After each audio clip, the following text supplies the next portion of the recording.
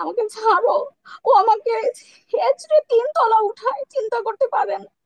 তারপর ও আমাকে ওর বাসায়, একদম ফাঁকা বাসায় নিয়ে ও বটি নেয়, বটি দিয়ে ও আমাকে আজকে জবাই করে ফেলবে। আমি সত্য, আমাকে নিয়ে যারা হাজার মানুষ মিথ্যা বলুক, আমার কিচ্ছু যায় আসে না। কারণ হুম। আমি জানি আমি সত্য, আমার সাথে আল্লাহ আছে। 1 কোটি মানুষ, লাখো কোটি মানুষ, পুরো পৃথিবী এক জায়গায় থাকলেও আমি তো দুর্বল ইমানের অধিকারী না, আলহামদুলিল্লাহ। আমার সাথে হুম। আমি সত্য, এটা আমি জানি, এবং সেজন্য আমি সন্তুষ্ট। আর যারা মিথ্যাবাদী, তাদের সাথে পুরো পৃথিবীর সাপোর্ট থাকলেও তারা সন্তুষ্ট না, তারা ভেতর থেকে অস্থির, ভঙ্গুর। তাদের সাথে আল্লাহ নেই, তারা পারবে না। তারা দুনিয়ার মামলায় জিতে যাবে, কিন্তু আল্লাহর কাছে মামলায় জিততে পারবে না, কশ্চিন কালেও না। তো যাই হোক, এই জন্য আমি সন্তুষ্ট, আমি হ্যাপি, আমার ভেতরে কোনো কষ্ট নাই, দলিল্লাহ, কোনো কষ্ট নাই। ইভেন আমি আপনাদের গালি এত, এই যে লাখ লাখ মানুষের গালি খেয়েও আমি সন্তুষ্ট এই জন্য, কারণ আমাকে যে পেইন দেওয়া হয়েছে, ওই পেইনের তুলনায় এই গালিটা আমার কাছে কিছুই না। সেই পেইন থেকে মুক্তি পেতে এই গালির পথটাকে আমি বেছে নিয়েছি। আমি কি জানি না যে আমি যদি কিছু বলি, তার তার যে জনপ্রিয়তা আছে, কিংবা যে একটা সাড়া পড়বে, তখন আমার আমার সারা হিস্ট্রি নিয়ে মানুষ ঘাটা শুরু করবে, যেগুলোর সাথে আমার কোনো তাল্লুক নাই, যা ওগুলো আপনি হালাল বলেছেন, আর্থিক তার ঘরে তার ঘরে কোনো। 1,000 টাকাও ছিল না যখন আপনার সাথে বিয়ে হয়। এরপর তার পরিবর্তন কি হয়েছে, এবং সে এখন 1,000 টাকার বেশি পরিমাণের টাকা তার কাছে কি আছে বর্তমানে? মানে তার পরিবর্তন কি হয়েছে? মানে ওটা কেন তো আর এরকম বলার হলো? অপেক্ষা রাখে না। তারপরে তো ফিনান্সিয়াল অবস্থা অবশ্যই অনেক ভালো, সবাই ভালো আছে, সবাইকেই সে ভালো রাখছে ফিনান্সিয়াল দিক থেকে। যেটা বলছিলাম, যদি আমার কাছে অর্থনৈতিক বিষয়টা বা টাকা পয়সা আগে কিংবা এখন ম্যাটার করতো, তাহলে হয়তো আজকে আপনারা এই বিষয়টা জানতেনও না, এটা হুম। যদি আমার কাছে ম্যাটার করতো। ওকে। হুম। তো যাই হোক, তারপর যেটা বলি, আমি যে পোশাক নিয়ে কথা বলছিলাম, বিয়ের বিষয়টা আগে ক্লিয়ার করলাম যে আমি কারো উপরে আসিনি, আমাকে এমন ভাবে বিয়ে ওকে, ফাইন। তারা করছে, তারা এটা তারা নিয়ে তো অনেক প্রশ্ন আসলে ছিল করতে যে পারে। আপনি আপনি যখন বিয়ে করেছেন তখন কি তার আগের স্ত্রীর কাছ থেকে আপনাকে বিয়ে করার অনুমতি নিয়েছে কিনা, ওইটা এরপর ওইটা আপনার কাজী কাছ সাহেব থেকে নিজেও বলবে, কাজী সাহেব নিজেও বলতে পারবে যে তার সাথে সে নিজে কথা বলছে। এগুলো তো এত সহজ না, এগুলো আইনি প্রসেস আছে। তারা আমাকে যে বিয়েটা আমরা করছি, এবং সে পূর্বে তার বিবাহিত, এগুলো অবশ্যই ইনভেস্টিগেট করে তারপর অনেকেই দেখবেন যে। শত শত প্রশ্ন করছে আপনার কমেন্টের মধ্যে। আমি কি কিছু প্রশ্ন নিতে পারি সেখান থেকে আপনার জন্য মাঝে মধ্যে? যদি প্রাসঙ্গিক হয়, যদি প্রাসঙ্গিক আচ্ছা, যদি হয়। প্রাসঙ্গিক হয় আপনাকে প্রশ্নগুলো করতে পারেন। একজন করেছে এই বিষয়টা, যেহেতু নিয়ে আপনি কথা বলছেন, আমি এই বিষয় সংক্রান্ত একটা দুইটা প্রশ্ন আপনাকে জিজ্ঞাসা করি কমেন্ট বক্স থেকে। আপনি আরো লম্বা ইতিহাস বলবেন, সেদিকে যাচ্ছি। কিন্তু এই বিষয় বলছে যে আপনি যখন বিয়ে করছেন আবু তমাদার, তখন কি আপনি জানতেন কিনা যে তওয়াদনান বিবাহিত? এরপরও কেন তাকে বিবাহ করলেন? এর পক্ষ থেকে, তার প্রথম পক্ষের পক্ষ থেকে যে কি মানে উম, যে একটা তাদের অবদান, মানে সে কি করবে, তার হাজবেন্ডকে বিয়ে করাবে। তা আমি, হ্যাঁ, এটার উত্তরটা আরো ক্লিয়ার বলি, যে আমার তখন যেহেতু আমার জীবনটা এরকম, এবং আগের আমি স্ত্রী তাকে একটা বিয়ে মাদ্রাসা, করাবে এটা আপনি জানলেন কিভাবে? আমার সাথে কথা বলতেছে। কে তার আগের স্ত্রী? জি, কি বললাম তো, সে নিজে আমার সাথে কথা বলতেছে, আমাকে কিভাবে চলতে হবে, এভাবে সে এমন, সে তেমন, এভাবে সে বলতেছে। বাহ, চমৎকার! তো তা মানে এটা আগের আমারও স্ত্রী প্রশ্ন। আপনাকে তাকে বিয়ে করাবে এবং আপনার সাথে কথা বলে আপনি কেমন চলবেন হ্যাঁ, সবকিছু ঠিকঠাক করেছে আগের হ্যাঁ, স্ত্রী? ও, হ্যাঁ। বাহ। এখন আমার অনেক। প্রশ্ন হচ্ছে, সে তো হুম। তাকে ছেড়ে দিয়েছে, তার সাথে হয়তো ডিলিংসই হচ্ছে অর্থনৈতিক বিষয়, বা তার আদনান উপর সাহেব হচ্ছে, আমার আসলেই মনে হয় যে কবুল। তাকেও হুম। হুম। এত পরিমাণে প্রেশার দেওয়া হয়েছে যে আমার মনে হয় সে বাধ্য হয়েছিল ওই সময়টা ওইভাবে ডিল করতে। তাকে এমন ভাবে আমার জায়গায় যে কোনো মেয়ে, জানেন, আমি নিজেও তাকে শতবার বলছি যে ওকে ঠিক আছে বিয়ে করো, ওকে ঠিক আছে বিয়ে করো, আচ্ছা কিন্তু আমি কেন কথা বলবো, কেন আমি কেন ইনভলভ হইতে পার, এটা তো আমার দ্বারা পসিবল না, তুমি যাও করে ফেলো কখনো, কারোর সাথে চলো, আমাকে কেন ইনভলভ, আমি অনেক হাতে পায়ে ধরছি, কিন্তু মানে আমি হুম। আমি কখনো পদক্ষেপ নিয়েছি, আমি তারপর পারিনি। তুমি করো, আমাকে কেন ইনভলভ, কারণ হচ্ছে এখানে একটা রিজন হচ্ছে এই, কারণ আমাকে আপনারা, মানে সাধারণরা এমন ভাবে চিনে। এখন সে যদি আমাকে নিজে থেকে ইগনোর করে, বা আমাকে ছেড়ে আরেকজনের কাছে যায়, বা আমাকে ডিভোর্স করে আরেকটা কিছু করে, বা আমাকে ছেড়ে দেয়, এটা তার জন্য সে প্রশ্নবিদ্ধ হবে, সে কেউই তাকে সাপোর্ট করবে না। আচ্ছা, আমি ধীরে ধীরে এই বিষয়গুলোতে আসছি, গ্রাজুয়ালি, হুম। আমি হুম। হুম। একেবারে জি, সব জি, গ্র্যাজুয়েশন। হ্যাঁ। এখন সে যেহেতু প্রথম, তারপর এখন ওই যে যারা বলছেন যে তার প্রথম পক্ষ থাকতে আমি কেন বিয়ে বসলাম, তার প্রথম পক্ষ হচ্ছে তাকে ছেড়ে দিয়েছে, তার সাথে ডিলি যে বাবা খাওয়া পড়া দিয়ে আমি আমার মতো চলি, সে তাদের অবস্থানে তারাও তেমন, এমন অসংখ্য মেয়ে আছে বাংলাদেশে, অসংখ্য মেয়ে আছে, আমি তাদের মধ্যে না। আলহামদুলিল্লাহ, আমি, এটা এটা আমার রুচি, আমি তাদের মধ্যে না। সে তাকে ছেড়ে দিয়েছে, আমি তাকে বিয়ে করেছি, কিন্তু আমি তো তাকে ছাড়ি নাই যে তুমি আরো 14টা বিয়ে করো। আমি তো, সে তাকে কি ছেড়ে দিয়েছি কিভাবে জানেন? সে তাকে এক কাপ চা বানিয়ে খাওয়ায় না, সে তার জন্য একটা ভাত রান্না করতো না। এখন হয়তো সব উল্টে যাবে, সব উল্টে যাবে, 2 বছর থেকে উল্টে গেছে। মানে আমি যখন বিয়ে করি তখনের সিচুয়েশন, সে তার থেকে এভাবে মানে মুক্তি পেতে চাইছে, মুক্তি পেতে চাইছে। তো আমি তো বরং, কিন্তু অন্যদিকে আমি তো তার জন্য সাজি, আমি তার জন্য আচ্ছা, সাজাই। আগের বউ আমার আপনাকে কেন ঘরে, বিয়ে করতে, আপনাকে বিয়ে করাতে চেয়েছে আগের বউ, এর কারণ কি শুধুমাত্র অর্থনৈতিক? না, এটা এটা এটা আমাকে আমার একটা গার্ডিয়ান বলছে যে এরকম কারণ কিনা, কারণ এত কিউরিয়াস একটা মহিলা এটা তো হইতে পারে না। একটা মানুষ হুম। একটা তার হাজবেন্ডকে বিয়ে করাবে, এটা কিভাবে পসিবল? দেখেন তাহলে পরে ম্যাডাম, আর কি এরকম কিন্তু জানতে পেরেছেন কি কারণে? তো এখন এটা তারা জানে, আল্লাহ ভালো জানে, আল্লাহ ভালো জানেন।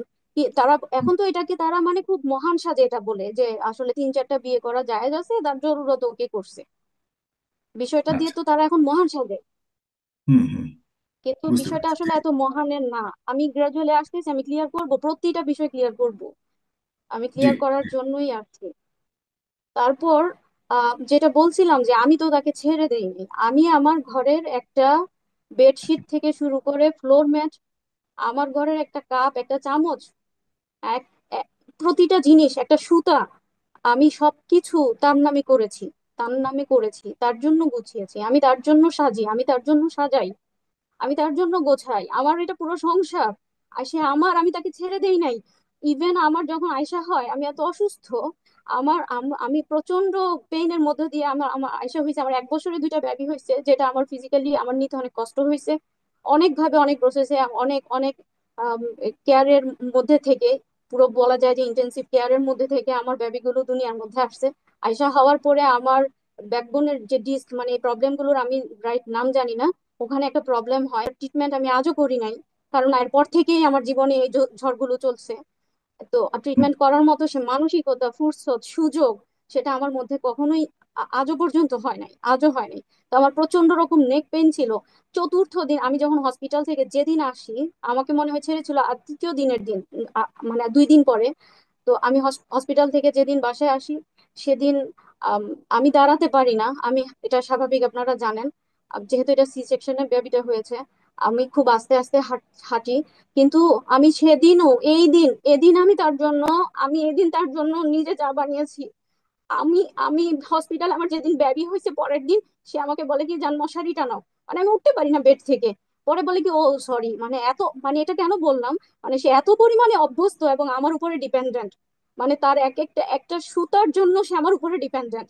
আমি যে আজকে বেডে পড়ে আছি, আমার অপারেশন হয়েছে মাত্র, সে তার এটাও ভুলে গেছে। সে আমার সাথে হসপিটালে বেডে আছে, মানে সে বলতেছে মশা কামড়ায়, যান মশাইটা। সে আমাকে কিন্তু অথচ 1 গ্লাস পানি খাওয়ায়নি, তখন আমি প্রচন্ড নেক পেনে 15 দিন সাফার করছি। এখানে আমার অনেক বোনেরা আছে, এগুলো জানেন, আমার ডক্টর হুম। বোনেরা জানেন যে আমি কি পরিমাণে সাফার করছি। তো আমি তো তাকে ছেড়ে দেইনি, আমার ভাষাটা আমি যেটা বোঝাতে যাচ্ছি, যে আমি তো তাকে আমার জান প্রাণ দিয়ে আমি তার জন্য সর্বোচ্চ করেছি। আমি তো তাকে বলি নাই যে তুমি আরেকটা বিয়ে করো বাবা, আমাকে টাকা পয়সা দাও, আমি খেয়ে পরে নেম ফেম নিয়ে থাকি, তুমি আরেকটা বিয়ে করো, সে তোমার সব সামলাবে। আমি তো তাকে ছেড়ে দেই নাই, আমি তাকে ছেড়ে দেই নাই। আমার জীবনে কিচ্ছু, আমার দুনিয়ার প্রতি কোনো মোহ নাই, আমার দুনিয়াই ছিল সে, আমার গোটা দুনিয়াই সে, আমার গোটা দুনিয়াই সে, আমার আমার জীবনই ছিল সে।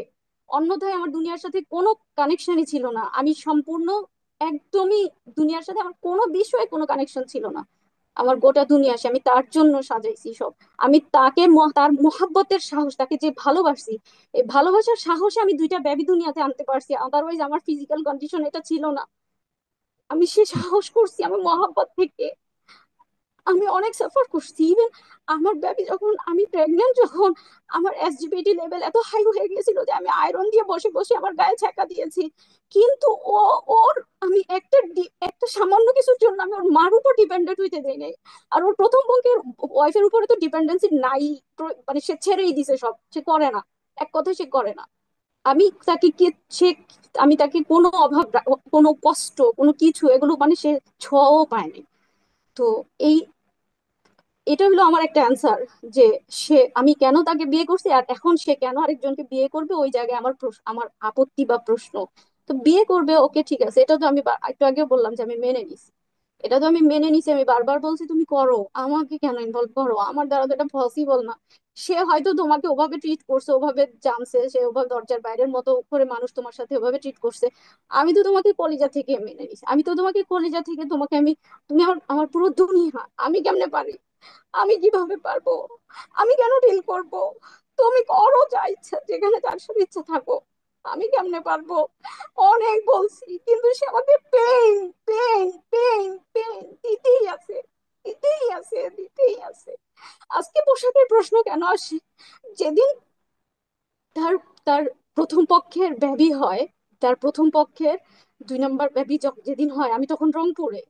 তখন বেবি হওয়ার পরে সে আসতে পারে, আমার আমার সাথে কথা ছিল যে আমি তো প্রতিষ্ঠান পরিচালনা করি, আমি রংপুরে থাকতে পারবো না, আমার প্রতিষ্ঠান পরিচালনা করার কেউ নাই, আমার আমার থাকতে হবে, আমি রংপুরে থাকতে পারবো না। কিন্তু তখন সে হঠাৎ করে তার দাবি, এটা আমার বিয়ের শুরুর দিকে, যে সে আমাকে ছাড়া থাকতে পারবে না, সে আমাকে ছাড়া থাকতে পারে না।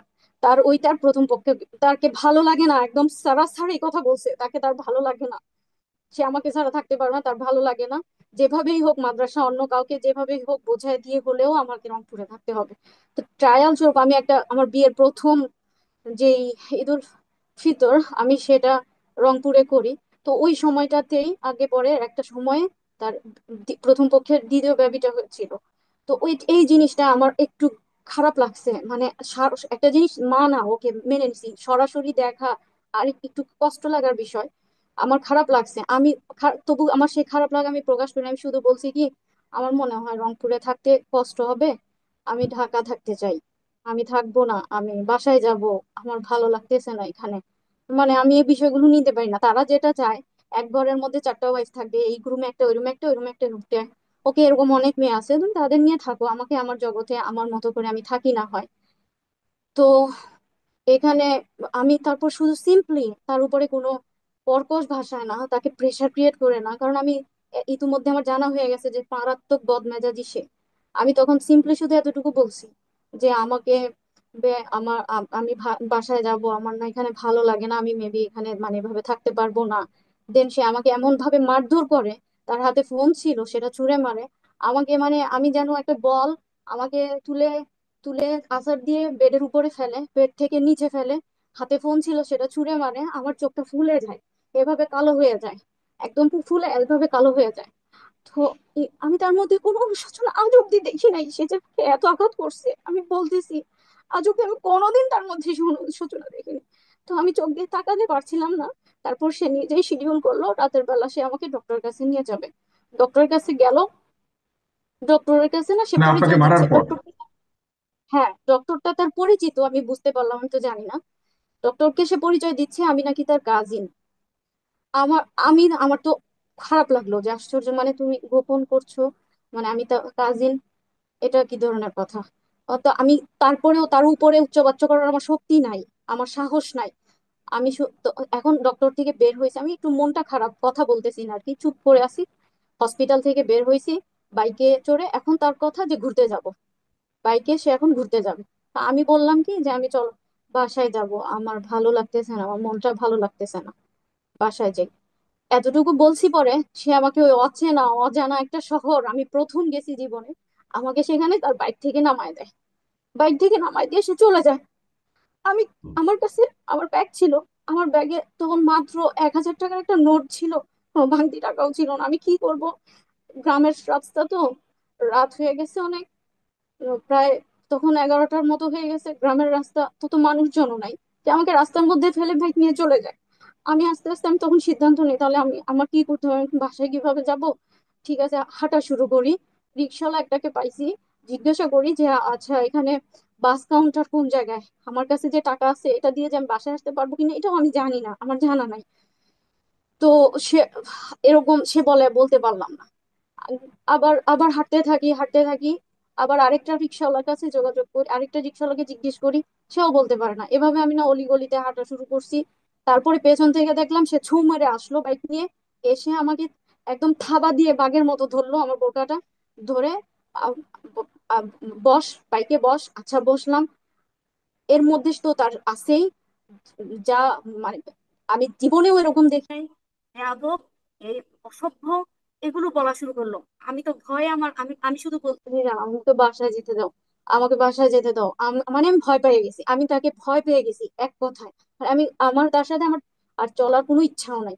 সে আমাকে তারপরে বাইক থেকে আবার হেঁচড়ে মানে আমাকে বোরখা ধরে উপর থেকে হেঁচড়ে বাসা পর্যন্ত নিল। তখন একটা 3 তলা বিল্ডিং এ উঠাইছিল আমাকে, যেখানে সে থাকতো। এই 3 তলা বিল্ডিং এ সে আমাকে হেঁচড়ে হেঁচড়ে হেঁচড়ে হেঁচড়ে উপর উঠাচ্ছে। আমি বোরকা পরা, ভিতরে আমার ড্রেস আছে, তার মধ্যে আমার গায়ের জায়গায় জায়গায় জখম হয়ে গেছে, জায়গায় জায়গায় আমার ছিলে গেছে। আমি কি সেদিন তার পোশাক ছিল না? আমি সেদিন তার পোশাক ছিলাম না? হুন্না লিবাসুল্লাহ মান্তুম লিবাসুল্লাহ হুন্না, এটা সেদিন মনে ছিল না? পোশাকের সাথে এই আচরণ করে, এটার নাম পোশাক। সে আমাকে এভাবে আমি বলছি যে আমাকে ছাড়ো, আমি আমি হেঁটে যাচ্ছি। ও ভাবতেছে আমি মনে হয় পিছন থেকে চলে যাবো বাইরে। আমি যাব, আমি আমি নিজে হাঁটতেছি, আমাকে ছাড়ো, আমি আস্তে আস্তে উঠবো, আমাকে ছাড়ো। ও আমাকে হেঁচড়ে 3 তলা উঠায়, চিন্তা করতে পারেন। তারপর ও আমাকে ওর বাসায়, একদম ফাঁকা বাসায় নিয়ে ও বটি নেয়, বটি দিয়ে ও আমাকে আজকে জবাই করে ফেলবে। আমি তো, ও না হয় আমাকে ভয় দেখাচ্ছে, এটা ও জানে, আমি জানি না। আমি তো আমি তো ফেস করতেছি। আমি তখন তার পায়ে পড়ে যাই, জান সরি, জান সরি। ওকে, ওকে আমি শুধু আমি আমি হাসতেই থাকবো, আমার কোনো খারাপ লাগা নাই, ওকে সরি। তারপরেও সে আমার সাথে যাচ্ছে তাই মারে, যেভাবে ইচ্ছা মারে, ফেলে রাখে, আরেক রুমে গিয়ে বসে থাকে। আমি তো ভয়ে কাঁপতেছি, মানে আমার রাতটা কোনো রকম পার হইলেই সারে। এভাবে আমার রাত পার হয়। তারপর ওই যে আমি নিজে গিয়ে তাকে সরি বলি, আমি উল্টা তাকে পানি খাওয়াই, এভাবে তারপরে আমি তাকে হাত করি, এভাবে আমার পরিস্থিতি স্বাভাবিক করতে হয়। এই গেল একটা প্রথম ঘটনা। 2 নম্বর ঘটনা, তারপরে পরবর্তীতে আমি একেবারে পুরো রংপুরে সেটেল হই, আসাদ নামে একটা লোকের বাসায়। বাসাটা তখন মাত্র নতুন করেছে, তার ওই বাসায় কেউ থাকে না, ফ্লোরের পানিও এখনো শুকায় নাই, 2 তলা একটা বাসা। যেহেতু আশপাশে ফাঁকা ফাঁকা জায়গা, গ্রাম, ঝিঝি পোকার শব্দ।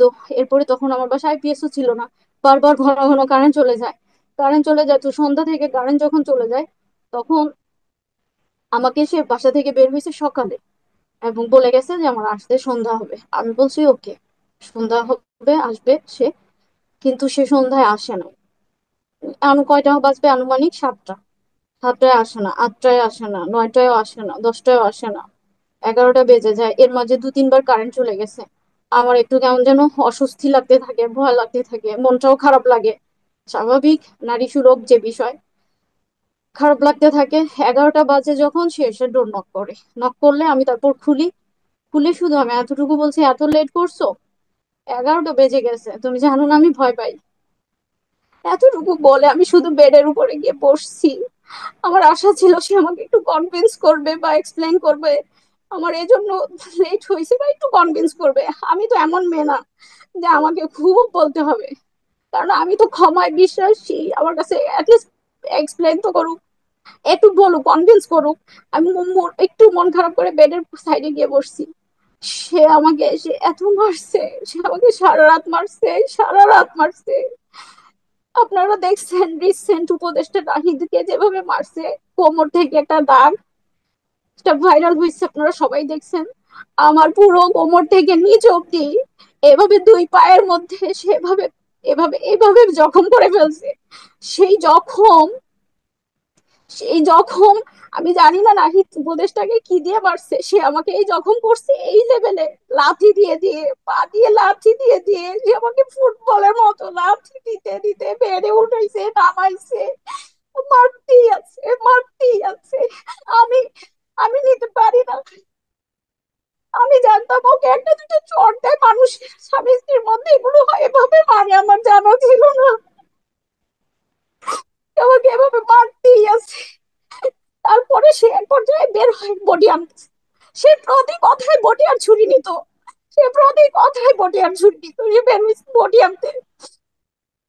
তারপরে আমি ডোর লক করে দিছি, আমি ডোর লক করে দিছি ভয়ে। এবার সে দরজা বাইরানো শুরু করছে। আমি কাকে ফোন ফোন নিয়ে আমি বেলকনিতে চলে গেছি। বেলকনির ডোর ওদিক থেকে লক করা যায় না। আমি বেলকনিতে গিয়ে আমার মাকে ফোন দিছি যে আম্মা আপনি এখন আসেন, তারা কেউ আসে নাই।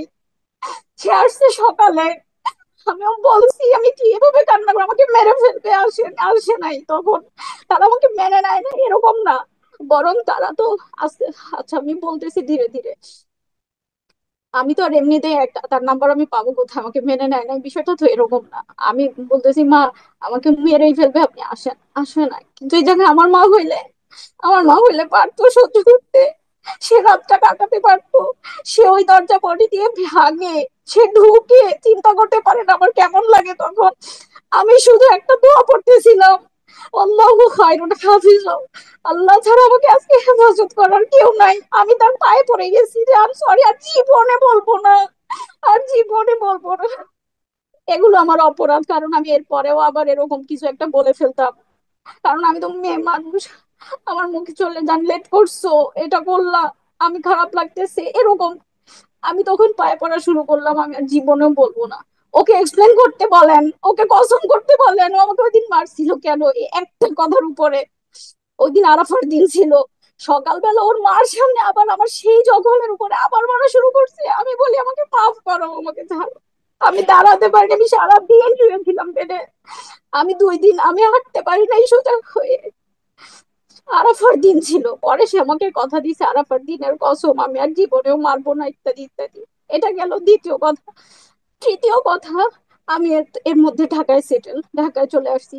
আমি জাস্ট তার পোশাকের বর্ণনাটা আগে দিয়ে আমি গ্রাজুয়ালি ধাপে ধাপে সব বিষয়গুলো আমি আপনাদের বলবো। ঢাকায় ততদিন আমি সেটেল। সে একদিন আমার সাথে বাদ ফজর কথা বলতেছে, সে প্রতিষ্ঠান করবে, প্রতিষ্ঠানে ছেলে মেয়ে একসাথে পড়াশোনা করবে। সেটা মানে প্রথম প্রথম সে পঞ্চম শ্রেণী পর্যন্ত প্রতিষ্ঠান করবে। তো এ ব্যাপারে সে একটা আলোচনা করতেছে আমার সাথে। আমি তখন বললাম জানি এটা আমাদের সাথে যায় না, আমি এটা না, নারী পুরুষ আলাদা, সব সময় তার সাথে আমার সমস্যা ছিল এটা, নারী পুরুষ আলাদা করো। ছেলে মেয়ে একসাথে বলে, ছোট ছোট বাচ্চারা পঞ্চম শ্রেণী পর্যন্ত পড়বে। এই যে বর্তমানে তার জিন্নুর এই যে সেন্টার আছে মানে রংপুরে, এটার ব্যাপারে কথা বলতেছিল। আমি বললাম না, যতই হোক মেয়েদেরটা আলাদা করো, ছেলেদেরটা আলাদা করো। অন্যথায় এরা যখন একসাথে পড়বে দেখা যাবে ম্যাডামরা তো বড় ম্যাচিউর, বাচ্চারা তো ছোট। যে টিচাররা থাকবে তারা ম্যাচিউর, অফিস মেনটেন করবে তারা ম্যাচিউর। এখানে ছেলে মেয়ে এইভাবে আমি কোনোদিনও, এটা আমাদের সাথে যায় না, তুমি বিতর্কিত হবা, বিশ্বাস করো, এটা করো না। এই কথা এতটুকু বলছি, এতটুকু বলছি। আমার তো তার উপর দিয়ে কথা বলার সাহস শক্তিই নাই। সে এত বড় মানুষ এবং তার এত বদমেজাজি, আমার ভয়। আমি অনেক কিছু জানি, আমি তাকে বোঝাইতে পারি, কিন্তু আমার ভয়, আমি তো কথা বলার শক্তিও পাই না তার সামনে। আমি এভাবে তাকে ঠান্ডা মাথায় সুন্দর করে বলতেছি, সে আমাকে চড় দেওয়া শুরু করলো। আমি একটু বললাম যে কেন, ছেলে মেয়ে একসাথে থাকলে তোমার ভালো লাগে, তোমার ভালো লাগবে, এরকম বলছি, সে আমাকে চড় দেওয়া শুরু করলো। চড় তো আর যেই যেই চড় না, আমার দুইটা গালে সে এক একটা গালে একটা করে 10টা করে চড় দিতে দিতে দুই পাশে গালে এত এত চড় দিল, এই লেভেলে চড় দিল, এত মারলো, এত মারলো। আমার গালের ভেতরের অংশগুলো দুই পাশ থেকে কেটে কেটে গেছে, সে বলতেও পারবে না কারণ সে ফিরেও তাকায় নাই। আমি জানি আমার বোনদের সংসার, আমি দেখছি হাজবেন্ডরা কখনো যদি একটা চড়ও দিছে বা একটা গায়ে হাত তুলছে, ওইটার জন্য সারা জীবন অনুতপ্ত থাকছে, কিংবা পরবর্তীতে তারা এত অনুতপ্ত হয়েছে বা বুকে জড়ায় নিছে বা বলছে বা দেখতে চাইছে কি কতটুকু আঘাত পাইছে, একটু তার ট্রিটমেন্টের ব্যবস্থা করছে, এতটুকু করছে, এতটুকু অ্যাটলিস্ট করছে। সে আমাকে এমন ভাবে মানলো, আমার ভেতরের দুইটা পাশের গাল কেটে গেছে, আমি খেতে পারি নাই ওই দিন, যে আমি সারাদিন, সে জানেও না, জিজ্ঞাসাও করে নাই। উল্টো মেরে টেরে সেই আবার উল্টো দিকে ঘুরে শুয়ে থাকলো, মানে দোষটা আমার। তারপরে আরেক দিন সে আহ, তার একই পোশাক আজকে পরে, কালকে আবার ওইটাই পরবে না, আবার কালকে আবার ওইটা পরবে না, তো আবার ওইটা দিলে আরেকদিন আবার ওইটা পরে, এরকম। মানে আমি জানি না যে সে কোনটা পরবে কোনটা পরবে না। আমি সব সময় তাকে বলতাম, জান, যেটা পরবা না ওটা একেবারে ফেলে দিবা। ফেলেও না, কিন্তু কখনো কখনো আমি যদি দেই, যে এটা আমার কাছে চায় পোশাকের, মানে যখন ওয়াশরুমে ঢুকে আমি দিলে তখন আমার উপরে রাগ হয়, ক্ষেপে যায়। এগুলো আমার বিয়ের প্রথম 2 বছরের ঘটনা বলতেছে। তার তার মধ্যে এটা হচ্ছে, আমি সে ওয়াশরুমে যায়, আমি তার আন্ডারওয়্যার, টাওয়েল এগুলো সব নিয়ে দাঁড়িয়ে থাকি, কিংবা আগে দাঁড়িয়ে থাকতাম, কিছুদিন পরে আমি ওইটা নির্দিষ্ট জায়গায় রেখে চলে আসি, এটা হলো আমার দায়িত্ব। তারপরে আমি ওই একটা আন্ডারওয়্যার দিয়েছি, ওইটা সে পরলো, পরতে গিয়ে ওটা তার পছন্দ হয় না, ছুঁড়ে মারছে। ওইটা ছুঁড়ে মারছে, আমি দাঁড়িয়ে আছি সামনে, সে আমাকে একটা ধাক্কা দিছে। আমি রুমের সোজা রুম ওয়াশরুমের থেকে একদম মেইন রোডের সামনে গিয়ে পড়ছি। এমন ভাবে একটা ধাক্কা দিচ্ছে, আমার এত কষ্ট লাগছে। আমি গিয়ে, এটা ঘটেছিল আমার আলিদ খানের মাদ্রাসায়, আমার আলিদ খান আগে যেখানে ছিল ওখানে। আমি তারপরে গিয়ে অফিস রুমে বসে রইলাম যে আমি আর আর পারবো না। না, ও প্রতি কথা অনর্থক কোনো কারণ ছাড়া আমার সাথে এরকম ঘেউ ঘেউ করে, এত মিসবিহেভ করে, আমি আর নিবো না, আমি আর পারবো না। তারপর সে এক জায়গায় যাওয়ার কথা ছিল, একটু পরেই শিডিউল ছিল, সে নিজে আসছে, গিয়ে গাড়িতে বসে আছে, কারে বসে আছে, সে আরেকজনকে পাঠায় যে আমাকে যেতে বলে। আমি বলি না, আমি যাবো না, আমি আর নিবো না, আমি এগুলো পেন আর নিবো না। সে তারপরে নিজে আসছে অনেকক্ষণ পরে, আমি বলছি আমি কোনোভাবেই যাবো না, তারপরে আবার আসছে নিজে, যেতে হবে। তারপরে ঠিক আছে, ওকে, সে আসছে মাত্রই আমি বলে গেছি, আমি গেলাম। আমার ভেতরে মানে সে বললেই ওকে যে আচ্ছা ঠিক আছে, আর ভুল হয়ে গেছে, সরি, ভুল হয়ে গেছে, এদিন সে আমাকে এতটুকু বলছে, এদিন সে আমাকে এতটুকু বলছে। আমি আবার রেডি হয়ে তার সাথে গেলাম। তারপরে সে আরেকদিন, সে সে বাইকে করে, আমি তার সাথে আমাদের গাজীপুর মাদ্রাসা আছে ওখানে যাচ্ছি, আমি কেন রোড চিনি না সেজন্য আমাকে আবার বাইক থেকে নামাই দিছে, চিৎকার চেঁচামেচি শুরু করছে। আমি বললাম দেখো আমি কিভাবে চিনবো, আবার বেয়াদবি করে। আশ্চর্য, এটা কি ধরনের, ও না, মুখে মুখে তর্ক করে, সে চিল্লাইতেছে এই শহরের মেয়ে, এটা নাকি তার এরিয়া, সে রাস্তা চিনে না, রাস্তা না চিনলেও দোষ, রাস্তা আমি কোত্থেকে চিনবো, আমি কি রাস্তায় রাস্তায় থাকছি, রাস্তা আমার দেশ, আমার গ্রাম, আমার বাবার বাড়ি, আমি চিনবো না কেন, আমি কিভাবে চিনবো, কারণ আমি তো চিনি না, আমি কি কখনো এইভাবে একা একা আসছি, আমি কি রাস্তায় রাস্তায় গিয়েছি, সে জি আমাকে সাবিনা, যখন আমি বললো মানে রাস্তাও একটু চিনে না। শর্ট করবার জন্য অনেক অনেক অনেক কিছু বিষয় আছে আপনার সাথে আলাপ হ্যাঁ, করবো। সে শর্ট করবার আমাকে জন্য মানে আপনি আমাকে নির্যাতিত হয়েছেন, এগুলি কি পারিবারিক নির্যাতন বলা যায় কিনা আপনার চোখে? আপনি তো ধর্ম পালন করেন, স্বামীর শাসন বলা যায় কিনা? এই শুধুমাত্র শাসনের মধ্যে আহ বিষয়গুলিকে পশ্চিম রাখা কালেও না না, রেখে? পশ্চিম কালেও না, আল্লাহ রাসূল সাল্লাল্লাহু আলাইহি ওয়াসাল্লামের হাদিস আছে, রুয়াইদা ইয়ানজাশা সাওকাকা বিল কাওয়ারির, এমনি এমনি বলে নাই। আনজাশা রাদিয়াল্লাহু তাআলা স্ত্রীকে আনহুকে আল্লাহ নির্যাতন রাসূল করা সম্বোধন জায়েজ করে না বলছে আমাদের এমনি এমনি আলেম বলে নাই, সমাজে? চাওকাকা বিল কাওয়ারির, যে তোমার উপরে তুমি কাজ বহন করে যাচ্ছ, তুমি ধীরে ধীরে যাও। একটা একটা নারীদেরকে কাজের সাথে তুলনা করা হয়েছে, ইসলাম কখনোই এটা বলে না, এটা কোনো স্ত্রীকে কখনোই শাসন পারিবারিক করার এটা নিয়ম আছে বা এই জাতীয় কিছু শুনেছি, এরকম কোনো কিছু না। আছে কিনা? প- শাসন, না, এটা সেই শাসনটা এটা সেই থাপ্পড় ক্রাইটেরিয়ার দিয়ে মধ্যে পড়ে। গাল কেটে ফেলা কিনা এটাকে শাসন বলে কিনা জানি না, এ নিয়ে বিতর্ক আছে। এটা যাই হোক, আমি আমি ওইসব নিয়ে কথা বলতে চাই না, না, তবে আচ্ছা, আপনি আমি প্রশ্ন করি, অনেকবার আমি ভালো প্রশ্ন করি, করেছেন। আমি যে তাকে বললাম আমি রাস্তা চিনবো কেমনে, এটা কি আমার তর্ক? সে যখন আমাকে আমাকে আমাকে উপর আমার উপর মানে রুষ্ট হয়ে চিল্লানো শুরু করলো, আমি বললাম আশ্চর্য, আমি রাস্তা চিনবো কেমনে, আমি কি রাস্তায় থাকছি, আমি কি একা একা গিয়েছি কখনো? তখন সে বললো কি, আবার মুখে মুখে তর্ক করে। আমি বললাম জান এটা কি, এটা তর্ক? বলে আবার বেয়াদবি করে, এইভাবে মানে সে এগুলো তার কাছে বেয়াদবি, এগুলো তার নাম তর্ক, এইভাবে সে আমাকে নমিনেট করতো। ভয়েও একটা পরবর্তীতে, এই যে এগুলো আমার একটা শিক্ষা থাকতো, এরপরে আরো সতর্ক থাকতে হবে, আরো সতর্ক থাকতে হবে। পেছনের রিজন কি, যে অনেক দুইটা পয়েন্ট আছে আমি কেন এগুলো সাফার করছি। তারপরে রাইট, আবার এখানে আরেকটা বিষয় রয়েছে, মানে তার কাছে তো একটা যৌক্তিক কারণ থাকতেই পারে আপনাকে এই ধরনের নির্যাতন, বলুন আপনার ভাষা, যদি তাই করে থাকে, এর পেছনে কি আসলে যৌক্তিক কোনো কারণ ছিল বলে মনে করেন না, যে আপনার কাছে যৌক্তিক কারণ এটাই, সে তার হচ্ছে তার তার মানসিক সমস্যা, সে নিজে বলে, সে নিজে বলে মানসিক বলছে, সমস্যা? আচ্ছা, সে প্রচন্ড আসলে রকম মানসিক সমস্যার জন্য, বদমেজাজি। তার যৌক্তিক মানসিক কারণ, সমস্যা আপনি কি কোনো কথা মানে? বলার আগেই আপনি তার কাছে বেয়াদব, এটা সে বলছে। এটা মানসিক সমস্যার কথা সে নিজে বলছে, বলে আমার ছোটবেলাটা অনেক কঠিন ছিল তো, অনেক খারাপ ছিল তো, আসলে এজন্য হয়তো বা আমার কাছে অনেক কিছু অস্বাভাবিক লাগে, যেটা আমি নিতে পারি না, এরকম কখনো কখনো সে বলছে। বলছে কখনো আপনার কাছে সে এই এইভাবে, জন্য কি আচ্ছা সে? এভাবে আমি আপনাদেরকে অনেকগুলো, প্রায় 8টা 9টা 10টা, এরকম আমি মনে করে করে প্রতিটা বর্ণনা দিয়ে যেতে পারবো আপনাদের, মানে আসলে মানে 2 ঘন্টা হয়ে যাবে শুধু আমি কতবার আপনার গায়ে, আপনার উপরে আপনারা নির্যাতন শুনুন, কতবার করেছে, মানে এরকম আমি যদি ইভেন্টটাকে আনলিমিটেড, বলি? সংখ্যা নেই, আপনি বুঝতেছেন না যে কথা বললেই সমস্যা হইতেছে। ওই দিনও সে আমাকে রাস্তায় নামায় দিয়ে চলে যায়, ওই দিনও আচ্ছা, সে আমাকে রাস্তায় নামিয়ে দিয়ে চলে যায়, তারপরে আবার ব্যাক করে। চিন্তা করছেন মানে কোন ধরনের জুলুম? এই যে কেন আমি রাস্তা চিনি না, এগুলো, আমি যদি এগুলো বলতে যাই, বললাম তো যে এগুলো বলতেই থাকতে হবে শুধুমাত্র, কি এভাবে সে আমাকে, এখন আমার প্রশ্ন, আমি যে কথাগুলো বললাম, সেদিন তার মনে ছিল সে যেভাবে এভাবে আমাকে টর্চার করে, এটা কি এটা তখন তার মনে থাকে না যে আমি তার পোশাক? আচ্ছা, তখন তার এই অজ্ঞান ছিল আপনার না? স্বামী একটা কথা বলেছেন, এটি হলো যে তিনি লিখেছেন স্ট্যাটাসে যে ভুল সত্তায় অন্ধ ভালোবাসার উপযুক্ত প্রতিদান বেশাক আমার প্রাপ্য ছিল, আমি এরও যোগ্য ছিলাম, পেয়েছি, মেনেও নিয়েছি। তবে আল্লাহর কসম আর না, হে জাতি, হে আমার জাতি, এতটুকুই বলতে চাই, আরশের মালিকের কসম, আমাকে গুছিয়ে একের পর এক মিথ্যা উপহার দেওয়া হচ্ছে। কাবার রবের শপথ, আমি জিনাকার নই। মোহাম্মদের রবের কসম, আমি ব্যভিচারী নই। যার হাতে আমার প্রাণ আর কসম, প্রাণ তার কসম, তারা আমাকে যত অপবাদ দিয়েছে তা থেকে আমি মুক্ত। কোনো পরনারীর সাথে আমার কোনো প্রকার হারাম সম্পর্ক নাই। হুজ্জাত ছাড়াই নিজেদের গুনাহের পাল্লা ভারী করো না। কাউকে জিনার অপবাদ দেওয়ার শাস্তি 80টা বেত্রাঘাত। চোখ বুজে গেলেই একটা শব্দের হিসাব রবের সামনে বুঝিয়ে দিতে হবে, এটাও ভুলে যেও না। আমার দোষ, ভুল, সত্তা, মাত্রাতিরিক্ত মহব্বত উভয় পরিবারের মাঝে সুন্নাত ইনসাফ করেছেন তিনি। সবার উপরে ক্ষমা এবং সবার উপরে সবর করতে থাকা, দিনের পর দিন ক্ষতবিক্ষত হয়ে নিজের প্রয়োজন ও মানসিকতায় প্রশান্তির আশায় সুলাসা করতে চাওয়া, যাতে আমার প্রথম স্ত্রী, মা, বোন কিংবা সবাই সম্মত ছিল, যা শরীয়তে হালাল, ইত্যাদি ইত্যাদি।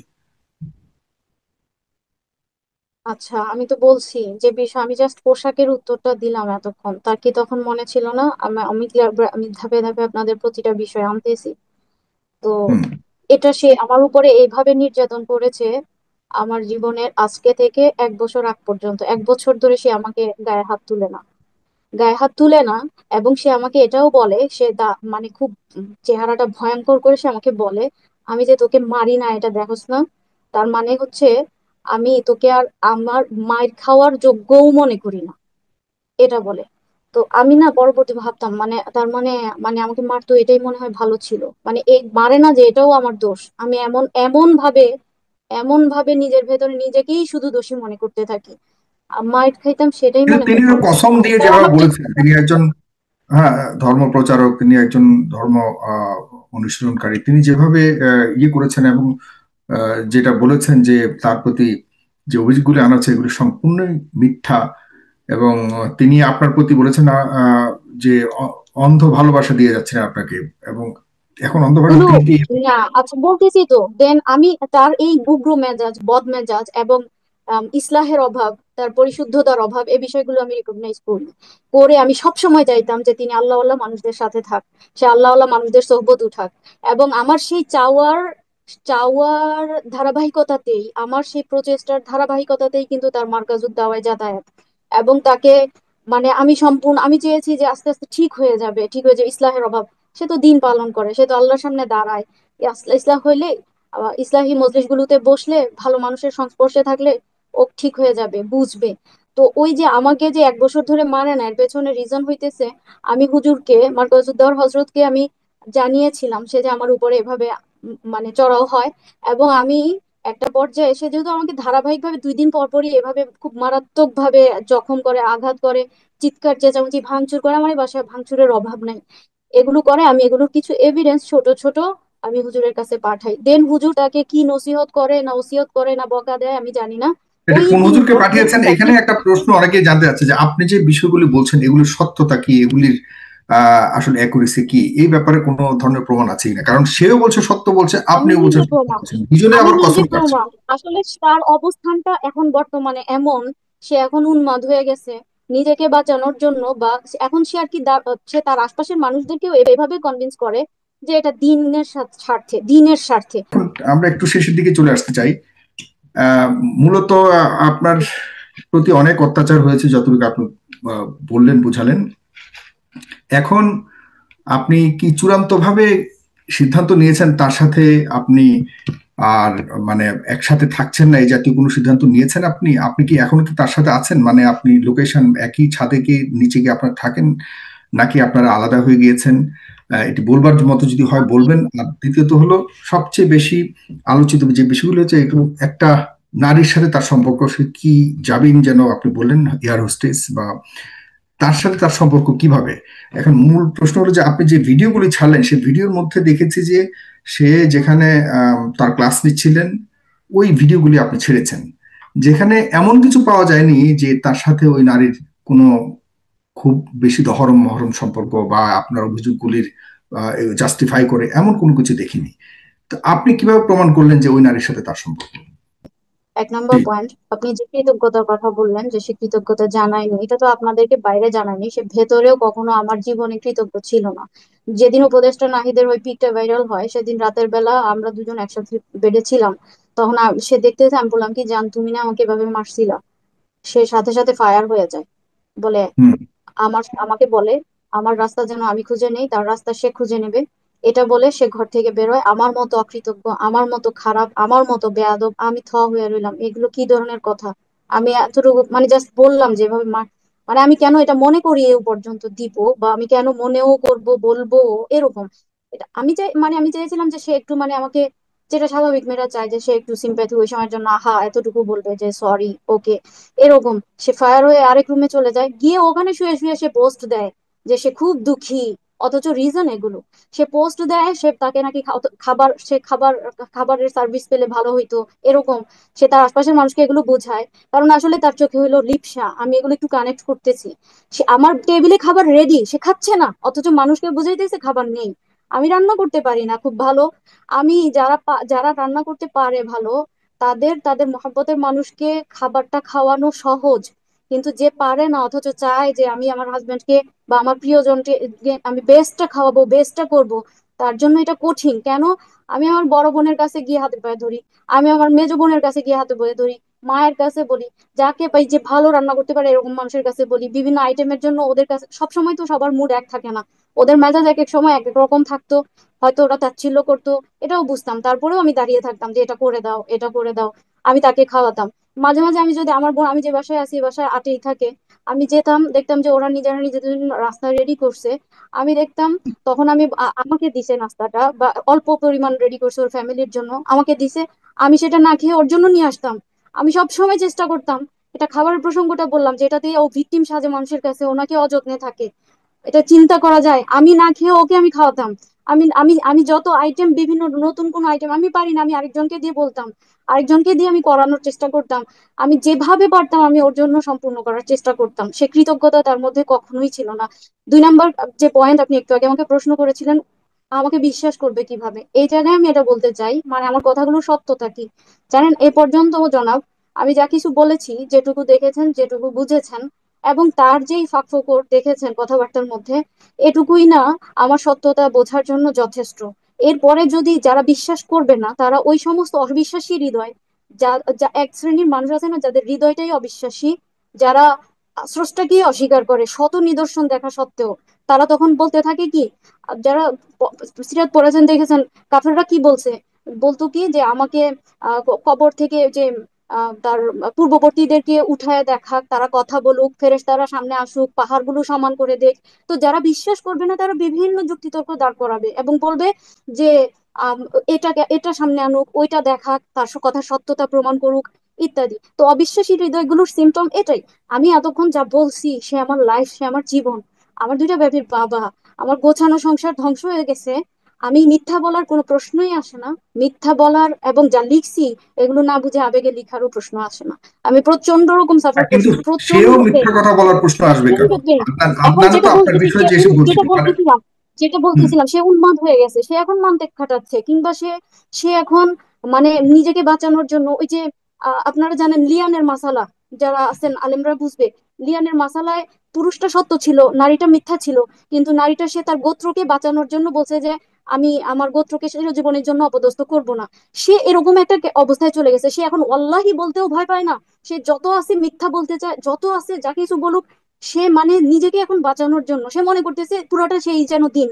এটা একটা, বা তাকে তাকে হয়তো চারদিক থেকে আশপাশের মানুষগুলো বা এই যে সমর্থক ভক্তগণ তাকে পুরা দিন মনে করতেছে, এবং তারা এই জন্যই আমাকে গালি দিচ্ছে, মনে করতেছে তার সাথে দিন দিন ডুবে যাচ্ছে, ইম্পসিবল। দিন এত কারোর সাথে রিলেটেড না, মিথ্যা দিয়ে দিন জয় হয় না, কোনো মিথ্যার সাথে দিন নাই, সত্যের সাথে দিন আছে। তাকে যদি লাখো কোটি মানুষ তাকে সাপোর্ট করে, তবু তার ভিতরে অস্বস্তি আছে, কারণ সে অন্যায়কারী। এবার আসি ওই এয়ার হোস্টেসের বিষয়। এয়ার হোস্টেসের আগের ঘটনা হইতেছে এভাবে, কতগুলো বলবো, আমি তো লিখছি অলরেডি, আমার একটা পোস্টে লিখছি যে সে কি করছে, যেটাকে এখন সে সুলাসা রুবা না, এগুলো দিয়ে এখানে চাপা দিতে সবচেয়ে চায়। বড় হলো যে আপনি সিসি ক্যামেরা ভিডিওগুলি আপনি পোস্ট করলেন, এখানে কি বুঝিয়েছে? কারণ সিসি ক্যামেরাতে আমরা তেমন আমি কিছু বলি, পাইনি।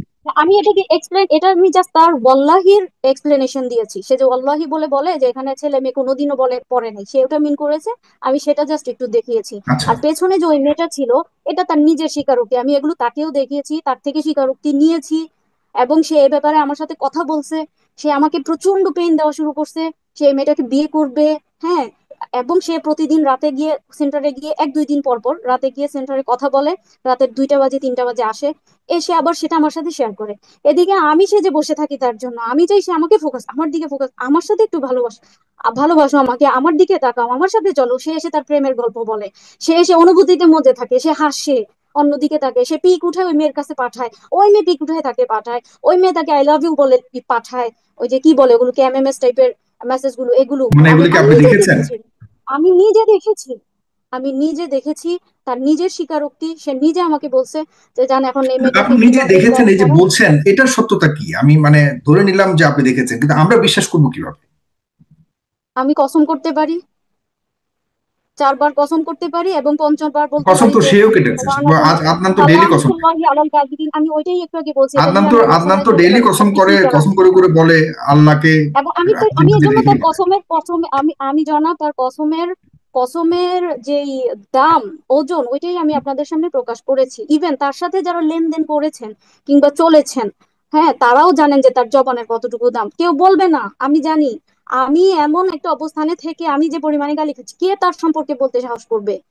এটা আপনাদের দোষ, এটা সাধারণের দোষ। তারা জানে তার জবানের কতটুকু দাম, তার জবানের কোনো দাম নাই। এবং প্লাস আমি বিলিভ করি যে জবানের পবিত্রতা জরুরি আল্লাহর সাথে কানেকশনের জন্য। সেখানে তার জবানে সে যত অশ্লীল কথা আছে সে বলতে পারে, সে মিথ্যাও বলতে পারে, অশ্লীলও বলতে পারে, এবং গালিও দিতে পারে। আমি হুম। হয়ে যায়, আমি কোনোদিনও জবানের অপবিত্রতা কখনো পছন্দ করি না, কখনোই না।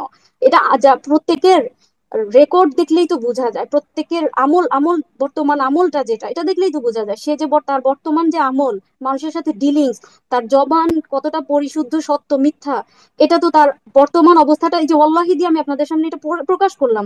তারপরে আরেকটা বিষয়, রিসেন্ট আমার ভাইয়ের নাম দিয়ে, জাকারিয়া হচ্ছে আমার ছোট ভাই, আমার ভাইয়ের নাম দিয়ে তার সেন্টার থেকে একটা বিরাট পোস্ট লিখছে, সে নিজে লিখেছে, লিখে নিচে লিখছে বার্তাবাহক, বার্তা প্রেরক হচ্ছে আমার ছোট ভাইয়ের নাম দিছে, অথচ আমার ছোট ভাই এটা লিখে নাই, আমার ছোট ভাই এটা লিখে নাই, সে নিজে লিখছে। এরকম অনেক কিছুই সে নিজে করে আর বলে উমুক লিখছে তুমুক লিখছে, সে নিজে লিখেছে, আমার ছোট ভাই এটা করে নাই। তাকে কসম করে বলতে বলেন যে আমার ছোট ভাই লিখছে। হুম। মানে এখন আমার মনে হয় যে সে কসম সব করবে, কারণ সে উন্মাদ হয়ে গেছে নিজেকে বাঁচানোর জন্য। মানে সে মনে করতেছে তার নিজের বাঁচা জরুরি, এটা হচ্ছে দিনকে বাঁচাচ্ছে, এটা হলো তার আচ্ছা, আশপাশের মানুষকে সে আপনি ওয়াশ। আপনি আপনি একটু বলতে চাই, আমাদের জনগণ তো আসলে হাজার হাজার কমেন্ট করছে। তারা অনেকেই মনে করছে যে আপনি মিথ্যে বলছেন, আপনি সঠিক বলছেন না, আপনি এটা নাটক মনে করছেন, করছেন না, আপনি সেটা তারা আপনি এটা বলবে, কাঁদছেন, কারণ আপনার তারা চোখে পানি তাকে কি নাই, মনে আপনি। করবে, হ্যাঁ। তারা এটা বলবে। এরকম আবার অনেক তৃতীয় কমেন্ট যেমন করছে, আমি ঠিক আছে, আপনাদের কমেন্ট সামনে করে স্পষ্টতা নাই, করলাম। কিন্তু যৌক্তিক কিছু বিষয় আপনার কাছ থেকে জানতেই চাই। সেটি হলো যে আহ, এই যে ধরুন আপনি এত কথা বলছেন, তার মানে এখন থেকে ধরেই নিতে হবে আপনার সাথে তার আর সম্পর্ক হয়তো থাকছে না। এরপর আপনি কি অন্য কোনো নির্ভরতার কারণেই আপনি তাকে ছাড়তে চাচ্ছেন, এই সন্দেহ তো আসতে পারে। আপনারও তো হয়তো অন্য কারোর এটা সাথে মানুষ সম্পর্ক থাকতে সন্দেহ পারে, যে করুক, কারণে আমার আপনিও তাকে, যেখানে আমার তার থেকে ভাই, দূরে থাকতে যাচ্ছেন। এরকম কোনো কিছু না, কি আছে, বা এরকম কোনো কিছু হয়েছে আপনার সাথে কারো? আমার দেখতে বলেন হয়েছে কিনা। আমার সাথে কথা বলা এত সহজ? আমি তার মতো ক্যারেক্টারলেস? আমার জীবনে বিয়ে করেছি আমি, আমি না, তার সে মতো কি আপনার ক্যারেক্টারলেস বিরুদ্ধে এই এখন ধরনের তারা আমাকে ক্যারেক্টার নিয়ে বলতেছে। কোনোদিন, কখনো আপনার ক্যারেক্টার নিয়ে কখনো কি সে কি কোনো ধরনের অভিযোগ তুলেছে এ পর্যন্ত? আপনারা এটা নেক্সট এর আচরণই তো বলে দিবেন, তাই না? আমি কি করতেছি, আমার আচরণ, আমার কথাবার্তা, আমার আমল, এগুলো তো দেখবে সারা বিশ্ববাসী, আমার ফ্যামিলি মেম্বাররা না, আছে, সে না, না, শিকারদের মানে সে মানুষ তুলেছে করতেছে কিনা যাদেরকে। আপনারটা দেখবো, জনগণ দেখবে না দেখবে সেটা বলছি না। আমি বললাম যে সে কি, তারপর আপনি যেমন তার ক্যারেক্টার নিয়ে এবং তার এই বিষয় নিয়ে প্রশ্ন তুলেছেন, সে কি এটা আপনার তাকে প্রশ্ন আচরণ, করবেন আপনার, সে পারবে কিনা, সে পারবে কিনা এটা বলতে। সে নিজে বলে আমি তুমি পবিত্র জান, তার সে মানে নিজে বলে আপনার আমি বিরুদ্ধে এই জানি যে ধরনের কোনো তুমি অভিযোগ পবিত্র। সে তুলতে পারে নাই? প্রশ্নই আসে না, ওকে, প্রশ্নই ফাইন, আসে না, এটা একটু জেনে নিলাম, প্রশ্নই কারণ আসে না। এটা জানা যায়। হ্যাঁ, বলুন। এরপরে ইয়ের ব্যাপারটা জানতে চাচ্ছি, বিশেষ করে এই যে নতুন যে এই মেয়েটার অন্য ব্যাপারে সে দাবি। আমাকে এমন ভাবে ব্ল্যাকমেল করা শুরু করলো, আমি যদি অ্যাগ্রি করি, আমি যদি হাসি খুশি থাকি, আমি যদি সবকিছু তার জন্য এভাবে করি, এই মেয়েটার সাথে তার এঙ্গেজের বিষয়টা, সে তার ফিলিংস গুলো পর্যন্ত আমার সাথে শেয়ার করা শুরু করলো। ওই মেয়েটার কোথায় কোথায় তিল আছে আমি জানি। এই মেয়েটা আসলে এই পর্যন্ত ওই যে রংপুরে গিয়ে একটা মেয়ের সাথে কথা বলছি, যান 20-30 দিন, এই মেয়েটার মতো না, মারিয়ামের আম্মুর মতো না, মারিয়াম হচ্ছে তার প্রথম পক্ষের মেয়ে, তার মতো না আমার কাছে। হ্যাঁ, এই মেয়েটার বিষয়টা ভিন্ন। হ্যাঁ, এবং সে বলতেছে সে 15 ইয়ার্স ব্যাক, 15 দিন, 15 বছর পূর্বে সে ফিরে গেছে এই মেয়েটার হাত ধরে। এই মেয়েটা আসছে তার সাথে সাক্ষাৎ করতে, এই মেয়েটাকে সেদিন, আচ্ছা, এগুলো কি বিয়ের নমুনা? আমি তো ওইটাই পিকটা এই জন্যই দিলাম, যে পিকটা তাকে পিছনে বসে সে বসে আছে, এবং মানে ক্লাসের জন্য আসছে, তার দিকে তাকিয়ে আছে। তার দিকে আমার কাছে আরো এভিডেন্স ছিল, সেগুলো সে আমার ফোনটাকে রিসেট করে সবকিছু ডিস্ট্রয় করে।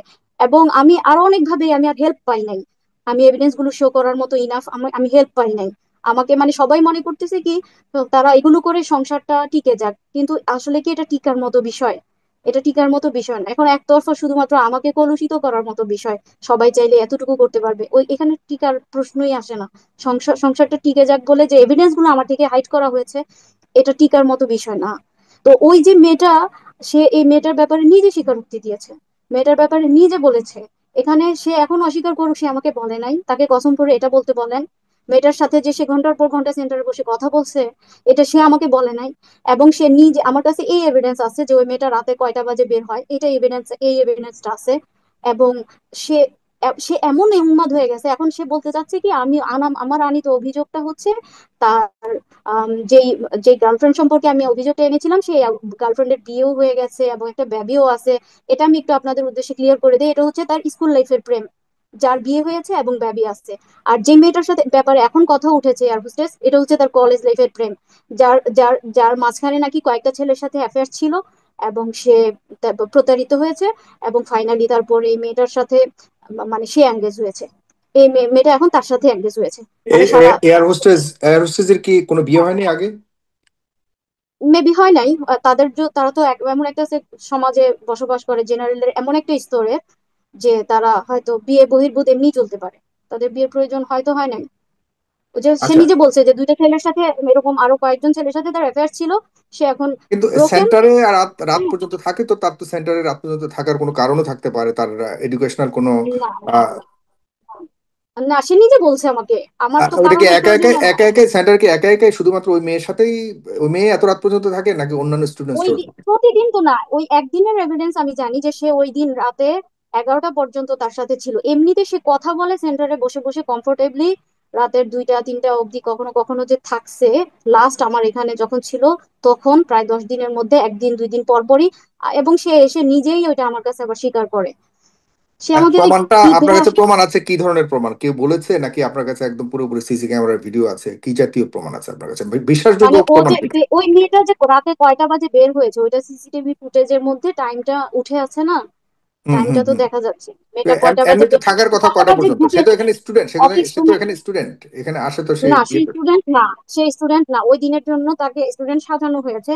এবং হয়তো বা আমি যদি এই বিষয়টা নিয়ে বাড়াবাড়ি না করতাম, এত দূর না আসতো, রেগুলার সে এখন, আদনান সাহেব এখন মানে কখনো সে ক্লাস করে না, তাকে খুঁজে পাওয়া যায় না, সে যায় না ইন টাইম, কিন্তু ওই দিন তার কি আগ্রহ, কি খুশি, মানে এখন থেকে সে ক্লাস করবে, এসে ওই দিন আমাকে বলতেছে এখন থেকে সে সিরাত ক্লাস করবে, এত ভালো ক্লাস হয়, ইত্যাদি।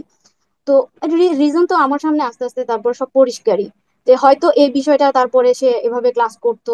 এবং ওই মেয়েটা তাকে অফার করছে, তাকে 2-3 বছর সে আদনান সাহেবের সাথে কানেক্টেড থাকবে, এভাবে প্রেম করবে, আরো একদম সহজ ভাষায়, মানে এভাবে সে তার সাথে ফিলিংস আদান প্রদান করবে, কিন্তু সে একটু টাইম চায়, সে একটু টাইম চায়। আদনান সাহেব নিজে বলছে, সে নাকি তাকে ফোন দিয়ে বলছে যে আমাকে, মানে তারও ড্রাইভে যাবে, বাইক ড্রাইভ যাওয়া হয়, ওই মেয়েটা নাকি তাকে এটা প্রশ্ন করছে, বাইক ড্রাইভ যাওয়া হয়? দেন আদনান সাহেব আবার প্রশ্ন উত্তর দিছে যে আমি তো এখন আর বাইক ড্রাইভ করি না, আমার এখন কার আছে, মানে কারে তারা ড্রাইভে যাবে, চিন্তা করছেন? আচ্ছা, তো মানে তাদের মানে সে আর কি আদনান সাহেবের সাথে এভাবে মানে প্ল্যান গোছাচ্ছে। এবং সে নাকি জিজ্ঞেস করছে, আমার তো যেহেতু এখন ওয়াইফ আছে, বেবি আছে এতগুলো, আমরা কিভাবে এভাবে সম্পর্কটা সামনে কন্টিনিউ করবো, বা আমরা কিভাবে একসাথে চলবো, এগুলো আমি তার সাথে ওই যে বললাম না যে আচ্ছা ঠিক আছে যান। যখন সে আমাকে ব্ল্যাকমেল করে এবং ওই যে খুব ফায়ার হয়ে যায়, এবং আমি তো তখন বললাম যে আচ্ছা যাও, যা ইচ্ছা করো, কিন্তু আমি বুঝতেছি যে আমার হার্ট, আমার কলিজাটা ফেটে যাচ্ছে, আমি পারবো না, আমি পারবো না। তোমরা কিভাবে গোছাইছো বলো তো, কিভাবে চলবা, কিভাবে থাকবা? তখন সে বলে যে আহ ওই মেয়েটার সাথে কথা হয়েছে, যে সে 2-3 বছর টাইম চায়, সে একটু বুঝবে, এবং কখনো তার ওই এই মেয়ের সামনে, সে যখন ওয়াইফ হবে তার সামনে কখনো আমাকে, বেবিদেরকে কখনো শো করা যাবে না, এটা তার ডিমান্ড, এটা তার রিকোয়ারমেন্ট, মানে তার কাছে এই সম্পর্কের কাছে। এবং মানে তো তুমি এভাবে মানে চিন্তা করছেন তাহলে? তারপরেও তারা কিভাবে বলে যে এটা সেই মেয়ে না? কসম করে কিভাবে বললাম না যে এক কথা, যে সে উন্মাদ হয়ে গেছে, সে নিজে আমাকে কনফার্ম করছে এটাই সেই মেয়ে। সে আচ্ছা, নিজে এটাই কনফার্ম সেম। করছে। এটা তো কলেজের আপনি জাভিন যে ওয়্যার স্টেজ, আরেকটার কথা বললেন হ্যাঁ, স্কুলের, স্কুলের বন্ধু যেটা একটা ওইটা কলেজের, ওইটার এটা হলো বিয়ে হয়ে জাভিনেরও গেছে, কলেজের। ওইটার জন্য সে 5-7 দিন না খেয়েছিল। ওই ওই মেয়েটা যে তার স্কুলেরটার লাইফে, জন্য, হ্যাঁ, 5-7 দিন সে না খেয়েছিল। সে নিজে এগুলো সব ওই কিছু স্কুলেরটার খবর কি? বর্ণনা দেয় সে নিজে। তার নাকি বিয়ে হয়ে গেছে, বেবি হয়ে গেছে। এখন সে বলতে চায় যে আমি যার অভিযোগ এনেছি, জারিন জেবিন নামে, সে সে ওই মেয়েটা যার বিয়ে হয়ে গেছে। মানে কি দিয়ে শাক দিয়ে মাছ ঢাকবে, কি দিয়ে কি করবে, সে এক কথায় উন্মাদ হয়ে গেছে, উন্মাদ আচ্ছা হয়ে যাক, গেছে। আমরা স্কুল আর কলেজ পর্যন্ত আসছি, ইউনিভার্সিটি পর্যন্ত এখনো যাইনি। আশা হ্যাঁ, করি সব। ইউনিভার্সিটি লেভেল এবার আসেন, ওই ওই লেভেলেও আছে। তার পরবর্তীতে আরেকটা আচ্ছা। মেয়ে আছে, এরকম আরো অনেকেই আছে। তাছাড়া এগুলো আসলে আমি এই জন্য বলতেছি না যে সে তার মানে মেয়েদের সাথে হুম, যে সম্পর্ক, এই বিষয়টা আমার মানে তার ওই সময়টা, সে যদি তবাকৃত হয়, হুম, বর্তমানে তার জীবন এটা মাইনে রাখে না। কিন্তু সে তো হুম, দেখেন, একটার পর একটা, একটার পর একটা। আমি তো লিখেছি লাস্ট পোস্টে আমার, যে সে আমার সাথে, আমার দেখা অনুযায়ী আমার সাথে কি কি করছে, আমার সাথে কি কি করছে। আরেকটা মেয়ে আছে রংপুরে, ওই মেয়েটা ওই যে কি জানি বলে না, বিহারি টাইপের মেয়ে। এই মেয়েটার সাথেও তার সম্পর্ক ছিল। এই মেয়েটার সাথে তারপরে রাগ করে এই মেয়েটার বাসায় অফারও করছে বিয়ের জন্য। পরে ওই মেয়েটার বাবা তার মাকে মাকে অপমান করে বিদায় করেছে। এবং সে তারপরে উম, রাগ করে আর কি, তারপরে বর্তমানে তার যে প্রথম পক্ষ তাকে বিয়ে করে ফেলছে। এবং এটার জন্য সে চির অনুতপ্ত যে জান, আমি যদি তোমাকে বিয়ে না করতাম, আমি সারাটা জীবন এমন একটা মেয়ে নিয়ে কাটিয়ে দিতাম বা কাটিয়ে দিব। এটা তো এই সমাজের চাওয়া, এটাই এই হুম, সমাজের চাওয়া। আর আমি তাকে রেখেছি, এটা আমার সোহাবের ওই একটা আহ, মাধ্যম। হ্যাঁ, বা থাক, হুম। মানে এরকম। এবং আরেকটা বিষয় আমার সম্পর্কে, সে খুব চটকদার অভিযোগ, তার চারপাশের সবাই। আমি তাকে তার প্রথম পক্ষের হক আদায় করতে দিইনি। আমার সাথে আগে পরে কি কথা হয়েছে, এগুলোর এভিডেন্স তো আমার কাছে আছেই, আছেই। আপনি চাইলে আমি আমাকে আজকে শোর পরে আমি আপনাকে দিব।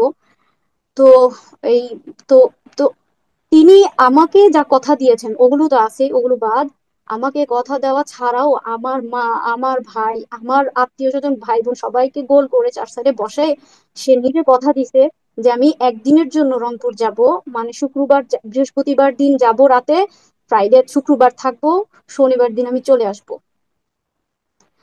যে ব্যক্তি এভাবে আমার সাথে কথা দেয়, আমি কি তখন তাকে চার্জ করতে পারি না যে তুমি তো আমার সাথে এভাবে সম্পর্ক করছো, বা তুমি তো আমার সাথে এভাবে, তখন আমি কি তাকে চার্জ করতে পারি না? এখানে আমি একা কেন, আমাকে কেন দোষী করা হবে? এখানে কি তাদের দোষ নাই? এখানে মাঝখানে এই এই প্রথম পক্ষ আর আমার ব্যাপারের সম্পর্কের মাঝে অনেক আচ্ছা, কথা আছে, এগুলো বলতে গেলে তো জি, বিরাট লম্বা হয়ে যাবে। সাবিকুনার, আমি একটু তিনি যদি আপনাকে আচ্ছা, একটু তারপর যদি বলি যে আমাদের আলেমদের মধ্যে কিন্তু এরকম আছে, অনেকেই এরকম কিছু কিছু ঘটনা তো আমরা শুনেছি। এটি হয়তো ধর্মীয় ব্যাখ্যা থাকতে পারে, আপনিও ধর্মীয় বিশ্লেষণ করেন, ব্যাখ্যা করেন, আপনিও ধর্মীয় লাইনে পড়াশোনা করেছেন, আপনি জানেন। আমি ব্যক্তিগতভাবে ওইগুলিতে বেশি প্রশ্নে যেতে চাই না। তবে একটা বিষয় তো আছে যে আমাদের মুসলমানদের 4টা বিয়ে পর্যন্ত জায়েজ। হ্যাঁ, আপনিও দ্বিতীয় স্ত্রী তার, আরো দুই একটা বিয়ে করতে মানে পারমিশন দিতে বা অনুমতি দিতে আপনার আপত্তি কোথায়? কেন আপনার আপত্তি? আমার, না, ইসলাম তো এটা বলে না আমার পারমিশন লাগবে। কারণ ইসলাম জানে যে সব মেয়ে সমান না, অনেক মেয়ে পারবে না। ইসলাম তো বলে নাই আমার পারমিশন লাগবে, সে করে ফেলুক, করে ফেলতো। আমাকে কেন প্রেশার, আমাকে কেন পেন দেয়? আর আমার আপনাকে প্রশ্ন, সে পেনটা কি, বিয়ে আপনাকে করবে পেনটা কি এখন দিচ্ছে মানে? এতদিনে কেন, এতদিনে কেন? সে যে এই যে লাস্ট এত বছর ধরে এই মেয়ের সাথে কথা বলে পিক নেয়, ওই মেয়ের সাথে কথা বলে পিক নেয়, তাকে সে তার দুঃখ কষ্টের সাথী বানায়। আর আমার কাছে সে কিচ্ছু পায় না। আমি তাকে প্রচুর পেইন দিয়ে রাখছি, কষ্ট দিয়ে রাখছি, খাওয়া পায় না, কিচ্ছু পায় না, এগুলো বলে বলে মেয়েদের সাথে মেয়েদের তার সিম্প্যাথি নেয়। এগুলো কি, এগুলো তৃতীয় চতুর্থ বিয়ে? হুম। আমার এই প্রশ্নের উত্তর দেন আপনারা, সুলাসের উবা মানে সে যারা যদি আছেন। এখন সে যদি এখন বিয়ে করে ইসলামী আহ ধর্মীয় মোতাবেক যে 4 বিয়ে করা যায় সেই হিসেবে আপনার কোনো আপত্তি নেই? না, আমাকে আমাকে যেভাবে সে আমার কোনো আপত্তি নাই তো, এখানে তো আর আপত্তির প্রশ্নই আসে না। আমি তো এখন আর তার কেউ না। আমি না, হয়তো এখন তার, আমি আমি তখন হ্যাঁ, কেন, আমি তো তখন এখন কি আপত্তি ছিল কিনা, তখন কেন আপত্তি ছিল সেটাই বলছি, যে একজন একজন পুরুষ আপত্তি তো আমার 4টা তখনও বিয়ে ছিল না। করতে। আমি বলছি আমাকে বইলো না, আমি শুধু এতটুকু বলতাম, আমাকে বলো না, আমি শুনতে পারি না, আমি নিতে পারি না। কিন্তু সে আমাকে বসে বসে বলে এই মেয়ের সাথে এই কেন হয়েছে, নিতে সেই পারেন না মেয়ের কেন? সাথে এই আপনি তো হয়েছে। ধর্মীয় লাইনে পড়াশোনা করেছেন, এই না, সম্প্রদায় না, আপনি না, নিতে পারেন না এটা, কেন? আচ্ছা, এটার উত্তর বলি। সব, কারণ আপনার, এটা আপনি এমন যা কোনো আপনি বিধান তো না। দ্বিতীয় বিয়ে হয়েছেন, আরেকজন তো নিয়েছে আপনার আগের যে, আপনার যে আমি আপনার বলতেছি, আগের বউ তো আমাকে নিয়েছে বলতে দেন, আপনাকে। হুম, বলতে দেন। এটা, এটা এমন কোনো বিধান না যে বিধান আমার মানতেই হবে, না মানলে আমি জাহান্নামে চলে যাব। এটা ফরজ কোনো বিধান না। আমি নিতে হুম, পারি না। যেমন ধরেন, আমি আপনাদের একটা উদাহরণ দেই। অনেক মানুষ আছে দেখবেন কাঁঠাল হজম করতে পারে না, তাই বলে কাঁঠাল খাওয়া না জায়েজ না, কাঁঠাল খাওয়া হুম। জায়েজ। কিন্তু অনেক মানুষ আছে কাঁঠাল হজম করতে পারে না, এখন আপনি তাকে বলবেন যে তুমি কাঁঠাল না খাইলে মুনাফেক হয়ে যাবা বা মুরতাদ হয়ে যাবা, কাফের হয়ে যাবা, এটা সে পারে না, ওকে একটা জায়েজ বিষয় সে খেতে পারে না, তার শরীরে অ্যাডজাস্ট হয় না, গল ব্লাডার নেই, এরকম হইতে পারে ইত্যাদি। যেমন আমি কাঁঠাল পছন্দও করি কিন্তু আমি খেতে পারি না, আমি হজম করতে পারি না। সেম তো বিষয়টা এরকম। এটা তো ফিতরতান হইতেই পারে, ভ্যারি করে এক একজন নারীর মধ্যে, এক একজন এক এক রকম হইতেই পারে। সেজন্যই হয়তো বা এটা নারীর পক্ষ থেকে অনুমতি লাগবেই, তার উপস্থিতি লাগবেই, শরীয়তে এটা বাধ্য করে নাই, জি, আমরা বাধ্য একদম করে নাই। সর্বশেষে চলে এসেছি। সাবিকুনার, এই যে আমরা শুনতে পাই যে মাঝে মধ্যেই এই ধরনের অনুমতিবিহীন বিয়ে শাদীর, গোপন বিয়ে শাদী করে। আর ধর্ম কি এভাবে এলাও করে? আপনি আপনি আপনার ধর্মচর্চা থেকে আপনি কতটুকু জানেন? এটা তাদের ইমান, ধর্ম বলছে উত্তম আছে না, একটা হইলো রুখসাত, একটা হইলো আজমত, একটা হইলো জায়েজ মাত্রায়। আর আরেকটা হইলো আরেকটা কথা আমি মানে আমার বড়দের কাছে শুনেছি যে জায়েজের শেষ পর্যন্ত সীমায় যেতে হয় না, জায়েজের শেষ সীমায় হারাম দাঁড়িয়ে থাকে, নাজায়েজ দাঁড়িয়ে থাকে। তো এই যে কিছু বিষয়, চারটা বিয়ে, বিয়ের এই যে ফ্যান্টাসি, আরো বিয়ে করব আরো বিয়ে করব, এই যে ফ্যান্টাসি কে কেন্দ্র করে তারা হারামে লিপ্ত হয়ে যায়। তো সব সময় জায়েজটা জায়েজ জায়েজ জায়েজ বলে এটার এই ডান বা বা কোন সিচুয়েশন কি এখানে থাকে যে উপর কোন কোন দেওয়া। কোন ধরনের সিচুয়েশনে বিয়ে করতে হয়? সে ধরনের সিচুয়েশন কি আসলে সিচুয়েশনে গিয়ে কি আমাদের দেশের অনেকে বিয়ে আছে করে, আছে অবশ্যই, নাকি আছে এরকম নাকি কিছু, না না এটা কোশ্চিন কাটেও না। এখন বর্তমানে একটা ফ্যান্টাসি চলতেছে, আমি আপনাদেরকে বলি, একটা লোক আছে কি যেন নাম, মামুন কাশ্মীর টাইপের একটা লোক আছে। সে এটা তার হচ্ছে ত্রুটিযুক্ত কর্মপন্থার অধিকারী, আমি মনে করি সে মারাত্মক ত্রুটিযুক্ত, এবং আমি এই ব্যাপারে ফতোয়া পর্যন্ত জেনেছি। আপনারা জানেন তাহমিদুল মাওলা নামে একজন আহ, বিশিষ্ট বিশিষ্ট প্রসিদ্ধ একজন মুফতি আছেন। আমি তার কাছে তার সকল কার্যক্রমগুলো উপস্থাপন করি, এবং তার আলেমগণ কেউই তার এই কাজগুলো সাপোর্ট করে না। এই যে যে লোকটা আছে, মামুন কাশিমি নামে যে লোকটার নাম বলতেছি, তার এই যে কার্যক্রম, একাধিক বিয়ে নিয়ে যে ফ্যান্টাসি ছড়ানোর যে কার্যক্রম, এটা আলেমরা কেউ সাপোর্ট করে না, এবং সবাই বলে এটা ত্রুটিযুক্ত এবং এটা ভুল, ভুল ভুল পথে সে এগুচ্ছে, কেউ তাকে সাপোর্ট করে না। বড় প্রথিতযশালী আলেমরা রয়েছেন তাকে সাপোর্ট করে না।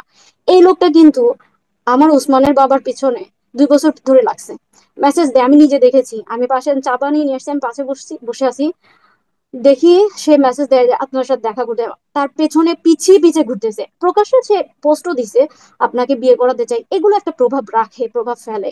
আমার আমার আমার রঙিন সংসার ছিল। মানুষ এখন আসলে তারা তাদের মানে চিন্তা, বুদ্ধিমত্তা, এলম দ্বারা তাদেরকে ডিফেন্ড করতে না পেরে, হ্যাঁ, হুম, তাদের তাদের উস্তাদের অন্যায়গুলোকে ডিফেন্ড করতে না পেরে তারা করতেছে কি আমার উপরে এলজাম দিতেছে, আমার পাস্ট তুলে আনতেছে, 8-9 বছরের পাস্ট তুলে, আমি কত খারাপ, আমি এমন, আমি তেমন, আমার এমন ব্যাধি ছিল, এই মেয়ের সাথে কি থাকা যায় নাকি। এটা কি আদনান সাহেব জানে নাই? এটা কি বিয়ের মধ্যে, বিয়ের পরেও কি তিনি জানে নাই? বিয়ের পরেও কি তিনি বুঝে নাই? তারপরেও হুম, আমাকে দিয়ে আমার পরে যদি স্যাটিসফাইড না থাকতো, আমি কেন তার লাইফে এত মাইনে রাখতাম? সে যদি আমার উপর স্যাটিসফাইড না থাকতো, এটা শুধুমাত্র চোখের লিপসা, সে নিজের নজরের হেফাজত করে নাই।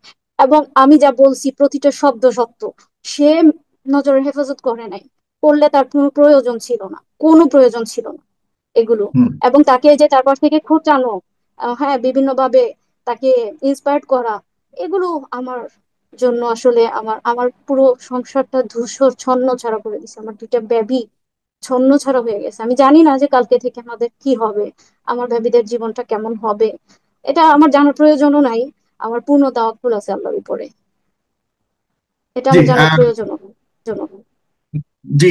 আপনি কি, তার মানে আপনি চূড়ান্ত সিদ্ধান্ত নিয়ে নিয়েছেন যে তার সাথে আর আপনি সংসার করছেন না এই জাতীয় কিছু, যেহেতু আপনি বলেছেন একটু আগে, আপনার কথা শুনে যতটুকু বুঝতে পারলাম এখন আপনি একটা বলেছেন এটা। দুঃখজনক সত্য আমি আপনাদেরকে বলি, আমার কেন অনলাইনে আনতে হয়েছে, এটা একটা প্রশ্ন, যে ভ্যালিড প্রশ্ন। আমি অনেক দিন থেকে তাকে মার্কাজউদ্দৌলা হজরতের সাথে বসার জন্য শিডিউল দেওয়া হয়, সে যায় না, যায় না। অনেকবার শিডিউল দেওয়া হয়, যায় না, সে আমাকে আবার কনভিন্স করে ফেলে। আমার দুর্বলতা আছে, আমি তার কখনো আজকে আমার একটা দাবি আপনাদের মাধ্যমে আমি জানাতে চাই, আমি না তার মুখোমুখি হতে চাই না, কারণ আমার দুর্বলতা আছে। আর এই হুম, দুর্বলতা কাটতে হয়তো সময় লাগবে, আমি তার মুখোমুখি হতে চাই না, আমি তাকে দেখতে চাই না, আমার চেহারাটা আমি তাকে দেখাতে চাই না। তো হুম, সে অনেক দিন ধরে এভাবে শিডিউল চেঞ্জ করে, চেঞ্জ করে।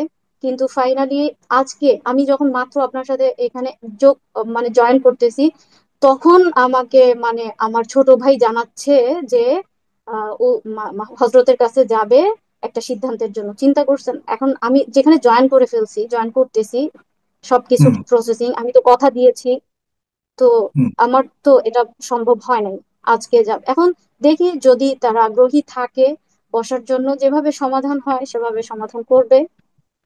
আর আমার আর আপনি কি এখানে কোনো মানে তার প্ল্যান সাথে, আপনি তার সাথে সংসার করতে এখনো আগ্রহী? না, আমার তো প্রশ্নই আসে না এখন সংসারের কিছু। আমার সে সে আমাকে বলে সে আমার দ্বারা আঘাত পেয়েছে। সে না, আমি আঘাত পেয়েছি মারাত্মক। আমি তার জন্য কাঁদবো না কখনো, কারণ আমার স্মৃতিতে এমন কিছু নাই। সে আমার জন্য কাঁদবে, 4টা না 10টা না 100টা পেলেও, এটা আমি জানি। সে কান্নাটা সে দেখানোরও জায়গা পাবে না। যে বদুয়া দিচ্ছেন তাকে? না না, বদদোয়া দিচ্ছি না, জাস্ট, না, নেভার, বদদোয়া দিচ্ছি না, এটা আমার মধ্যে নাই। বদদোয়া দিচ্ছি না, জাস্ট মানে কি বলে, নিদর্শন দেখে বোঝা যায় না বৃষ্টির আগে যে একটু পরে বৃষ্টি হবে, ওইটা মানে বলতেছি জাস্ট। আপনার মতো স্ত্রী সে পাবে না, এটাই আপনি বলতে চাচ্ছেন? এটি আমার মতো স্ত্রী পাবে না সেটা না, আমার মতো স্ত্রী যেন কারো ঘরে না হয়, এটা তাদের চাওয়া। কিন্তু ফিলিংস এর জায়গায় সে নিজেই জানে যে সে সে মানে আমি তার কে ছিলাম, এটা নিজে জানে। এটা হয়তো কাউকে সে বলতেও কোনোদিনও পারবে না। এটা এখন তো সবাই বলতেছেন, ওকে আপনিও বলবেন, আমিও বলবো, ঠিক আছে, আমার মতো স্ত্রী কারো ঘরে না হোক, জি। ভালো থাক। আমরা প্রায় শেষের দিকে চলে এসেছি। আর যদি আপনাকে শেষ প্রশ্ন আমি একটু আহ, দর্শক যারা রয়েছেন আপনাদের কাছ থেকে দু একটি প্রশ্ন নেওয়ার কথা ছিল, একটি প্রশ্ন নিয়েছি। আপনারা ঠিক 1 মিনিটের মধ্যে আপনাদের কোনো প্রশ্ন থাকলে আপনারা ইউটিউব এবং ফেসবুকে আপনাদের প্রশ্নগুলি বলেন। আমি আপনাদের প্রশ্নগুলি একটু নেওয়ার চেষ্টা করব 1 মিনিটের মধ্যে। 1 মিনিটের মধ্যে, কারণ একদম শেষ ভাগে চলে এসেছি। আর সাবিকুনার অনেকক্ষণ ধরে কথা বলছিলেন। তিনি অনেক দুর্বল হয়ে যাওয়ার কথা, কারণ মানসিকভাবে উনি অনেক বিপর্যস্ত। আমি আহ, আমার যেহেতু বোন নেই, আমি তাকে বোনের জায়গাতে রেখে আমি অনুভব করবার চেষ্টা করেছি। কারণ অন্ততপক্ষে একটি জায়গায় আমি স্পষ্ট হতে চাই, আমি কোনো বিচার করছি না, তাকে কোনো কিছুতে সাব্যস্ত করছি না। আমি একটি জিনিস বুঝতে চেয়েছি যে আদনান সাহেবের পক্ষ থেকে তার চরিত্রের প্রতি কোনো ধরনের অভিযোগ ছিল কিনা, তার প্রতি কোনো অভিযোগ ছিল কিনা। সাবিকুন নাহার সেটিকে চ্যালেঞ্জের সাথে বলেছে যে কোনো এই ধরনের কোনো অভিযোগ দিতে পারবে না। তাহলে কখন একজন স্ত্রীর প্রতি স্বামীর অনীহা জাগে বা স্বামীর দূরত্ব তৈরি হয়? যখন স্ত্রীরও চারিত্রিক কোনো ধরনের ঘাটতি দেখা যায়। আমরা যেহেতু সেখানে কিছু পাইনি, যেহেতু বলেনি সাবিকুন নাহার, তাহলে শুধুমাত্রই কি ভালো লাগার জন্য, শুধু যৌন চাহিদা মেটাবার জন্য, শুধু প্রেম করবার জন্য আরেকজন মেয়েকে স্ত্রী রূপে পাওয়ার বিষয়টাকেই আমরা বিয়ে হিসেবে মেনে নেওয়ার যে সংস্কৃতিকে আমরা ধর্মীয় আলোকে জাস্টিফিকেশন দেওয়ার চেষ্টা করি, এটি আসলে কতটা যৌক্তিক? এই প্রশ্ন আমার জায়গা থেকে আমি, যেহেতু আমি বোনের মতো করে তাকে দেখি, একটা বোনের ভাইয়ের জায়গা থেকে আমি প্রশ্নটি ছাড়ছি। যাদের বোন নেই, যাদের বোন আছে, যাদের সংসারের কন্যা আছে, সবাইকে আমি এই প্রশ্নটি ছাড়ছি, ধর্মীয় আলোকে নয়। আমাদের সমাজ, আমাদের রাষ্ট্র, আমাদের ডেফিনেটলি ধর্মীয় অনুভবের জায়গা থেকে সবকিছু মিলিয়ে আমি পুরো আলোচনা শুনে যতটুকু আমার কাছে মনে হচ্ছে, এই এই অংশটুকুকে আমি প্রশ্ন আকারে আপনাদের কাছে দিলাম। এই প্রশ্ন উত্তর আপনারা আপনাদের মতো করে দিতে পারেন। আর সবাই আমার মনোভূত হবে, সবকিছু আমার মতো মনোভূত হবে, এটি আমি মোটেও মনে করি না। আপনাদের আহ, জায়গা থেকে আপনারা বলবেন কি কি প্রশ্ন। আমি এই 1 মিনিটে একটু, অনেক প্রশ্ন আসছে। আর বাবা একটু আস্তে ধীরে প্রশ্নগুলো করেন, কারণ আহ, অনেক তাড়াতাড়ি করে উপরে উঠে যাচ্ছে, আমি বুঝতে পারছি না। আহ, তার কাছে প্রমাণ আছে স্ট্রিক্ট ভাবে তাকে মাঝে কথাটা। জনাব, আমি একটা বিষয় বলতে চাই। সেটা হচ্ছে জি যে আমার একটা চাওয়া আছে। জি। আমার আমার জীবন নিয়ে আমার কোনো পরোয়া নেই। আমার জন্য আমার আল্লাহ যথেষ্ট, আমার আল্লাহই যথেষ্ট। আর আমি শুধু একটা জিনিস নিশ্চয়তা চাই একটা বিষয়ের, সেটা হচ্ছে আমার উসমান আর আয়শার হক যেন কখনো নষ্ট না হয়। কারণ আমার ঠিক ভাবিরা তো আপনার বুঝে জীবন না। নিয়ে আমার কোনো ধরনের ইচ্ছা আমার আছেন? ছোট মেয়েটা, আমার আয়শা, বাবা বাবা করে। ওরা তো জানে না কি হয়েছে। তো সে বিয়ে করুক, 4টা করুক, তার 100টা বেবি হোক, আমার কোনো সমস্যা নাই। আজকে হয়তো তার ফিলিংস আছে বেবিদের প্রতি, কিন্তু একটা সময় পরে হয় কি গ্যাপ হইলে আর সে ফিলিংসটা থাকে না। আমি এই জিনিসটা চাই, আমার বেবিদের হকটা যেন নিশ্চিত হয়, ওরা যেন বাবার ছায়াটা পায়। ওটা যেভাবে করতে হয় সে করুক। আমি তার জীবনে আমি আমি নেই, এটার প্রয়োজনীয়তা নেই। এটুকু আমার জবাব। জি। অনেক সবকিছু স্পষ্ট করেছেন। আমার কাছে মনে হয় যতগুলি প্রশ্ন ছিল, অনেকে প্রশ্ন করছেন আগের সংসার কেন থাকতে তারপর আপনি বিয়ে করেছেন, এটা আজকে স্পষ্ট করেছেন। আপনি কেন আগের সংসার, আগের একজন স্বামী ছিল আপনার, সেখানে আপনার বাচ্চা ছিল, সেটি রেখে কেন এসেছেন, সবকিছুর উত্তর তিনি দিয়েছেন। যারা এখন প্রশ্ন করছেন এগুলি রিপিট করার প্রয়োজন নেই। এগুলি আপনারা যারা এখন দেখছেন তারা শুরু থেকে দেখবেন। শুরু থেকে দেখলে, এবং কেন সিসি ক্যামেরাতে যে, আমি সব প্রশ্ন করেছি, কোনো কিছু বাদ নেই। আমার কাছে মনে হচ্ছে আমি জাস্ট একটু দেখার চেষ্টা করছি যে আমার কোনো কিছু বাদ আছে কিনা, তাহলে আমি সেই প্রশ্নটাও করতাম। এবং আমাকে কিন্তু সাবেগুনার, তিনি যুক্ত হবার আগে আমাকে বলছে, ভাইয়া প্রয়োজনে মানুষের যে প্রশ্ন আছে, যদি কোনো প্রশ্ন থাকে আমার প্রতি, সেগুলোকে আমি উত্তর দিতে চাই, আজকে আমি সবকিছু বলতে চাই। ঠিক এভাবে তিনি আমাকে বলেছেন। তিনি স্পষ্ট করতে, কারণ তার প্রতি আপনাদের অনেকেরই কিছু কিছু প্রশ্ন আসে যেগুলি হলো অনুমানের উপর ভিত্তি করে। আম, সেই জন্য তিনি সবকিছু স্পষ্ট করতে চেয়েছেন। আরেকটা প্রশ্ন, এটাও করেছি মনে হয়, এটা হলো ট্রাক্টর বিডি গাড়ি। তিনি বলেছেন যে এইসব কি পাবলিকলি আনা ঠিক হয়েছে, পারিবারিকভাবে আগে দেখা যেত না? এটির উত্তর তিনি মনে হয় দিয়েছেন, মোটামুটি দিয়েছেন। কারণ হলো তিনি বলেছেন তার একজন মুরব্বীর সাথে তিনি বারবার কথা বলেছেন, তারা বসেছেন, তারপরেও রিপিটেডলি ঘটনাগুলি ঘটাচ্ছেন আদনান সাহেব। এগুলি ভেরিফিকেশন করবার সুযোগ রয়েছে। আমাদের এই অনুষ্ঠানের পর ওই মুরব্বী হয়তো ডাকতে পারে, তা ভেরিফাই ভেরিফাই করতে পারে, উভয় পক্ষ হয়তো প্রমাণ সহকারে আরো কিছু জানাতে পারে। তবে প্রশ্নটা করা হয়েছে। আমি একদম শেষ প্রান্তে চলে এসেছি। আম, আমি আর কোনো নতুন প্রশ্ন,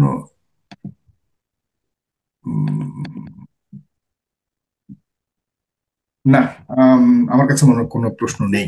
সবাই শুধু প্রমাণ প্রমাণ বলছে। আসলে অনেক কিছু আছে স্বামী স্ত্রীর মধ্যে প্রমাণ থাকে না। তবে পারিপার্শ্বিকতা, এবং এখানে আম, আমি আমি কারো পক্ষে বিপক্ষে কিছু বলতে চাই না। তবে এতটুকুই বলতে চাই যে আপনারা অবশ্যই যে যার জায়গা থেকে সাবিকুন নাহারের প্রতি অন্তত পক্ষে অবিচার যেন না হয়, আবার আদনান সাহেবও যাতে যাতে অপমানিত না হন। এটিকে আমরা এখনো পর্যন্ত পারিবারিক একটি সংকটকে এখনো পর্যন্ত আমাদের একটি সমাজের অংশ হিসেবে দেখতে চাই। তবে এর মধ্যে যদি সুরাহা না হয়, তবে কেউ যাতে, দুই পক্ষের মধ্যে কেউ যাতে কোনোভাবে বঞ্চিত না হয়, কোনো ধরনের অত্যাচারের শিকার না হয়। আমি এই অনুষ্ঠানের পর বলবো সাবিকুন নাহারকে যেন আইনিভাবে এবং সামাজিকভাবে, রাষ্ট্রীয়ভাবে তার নিরাপত্তা এবং তার সন্তানদের নিরাপত্তা তিনি চেয়েছেন।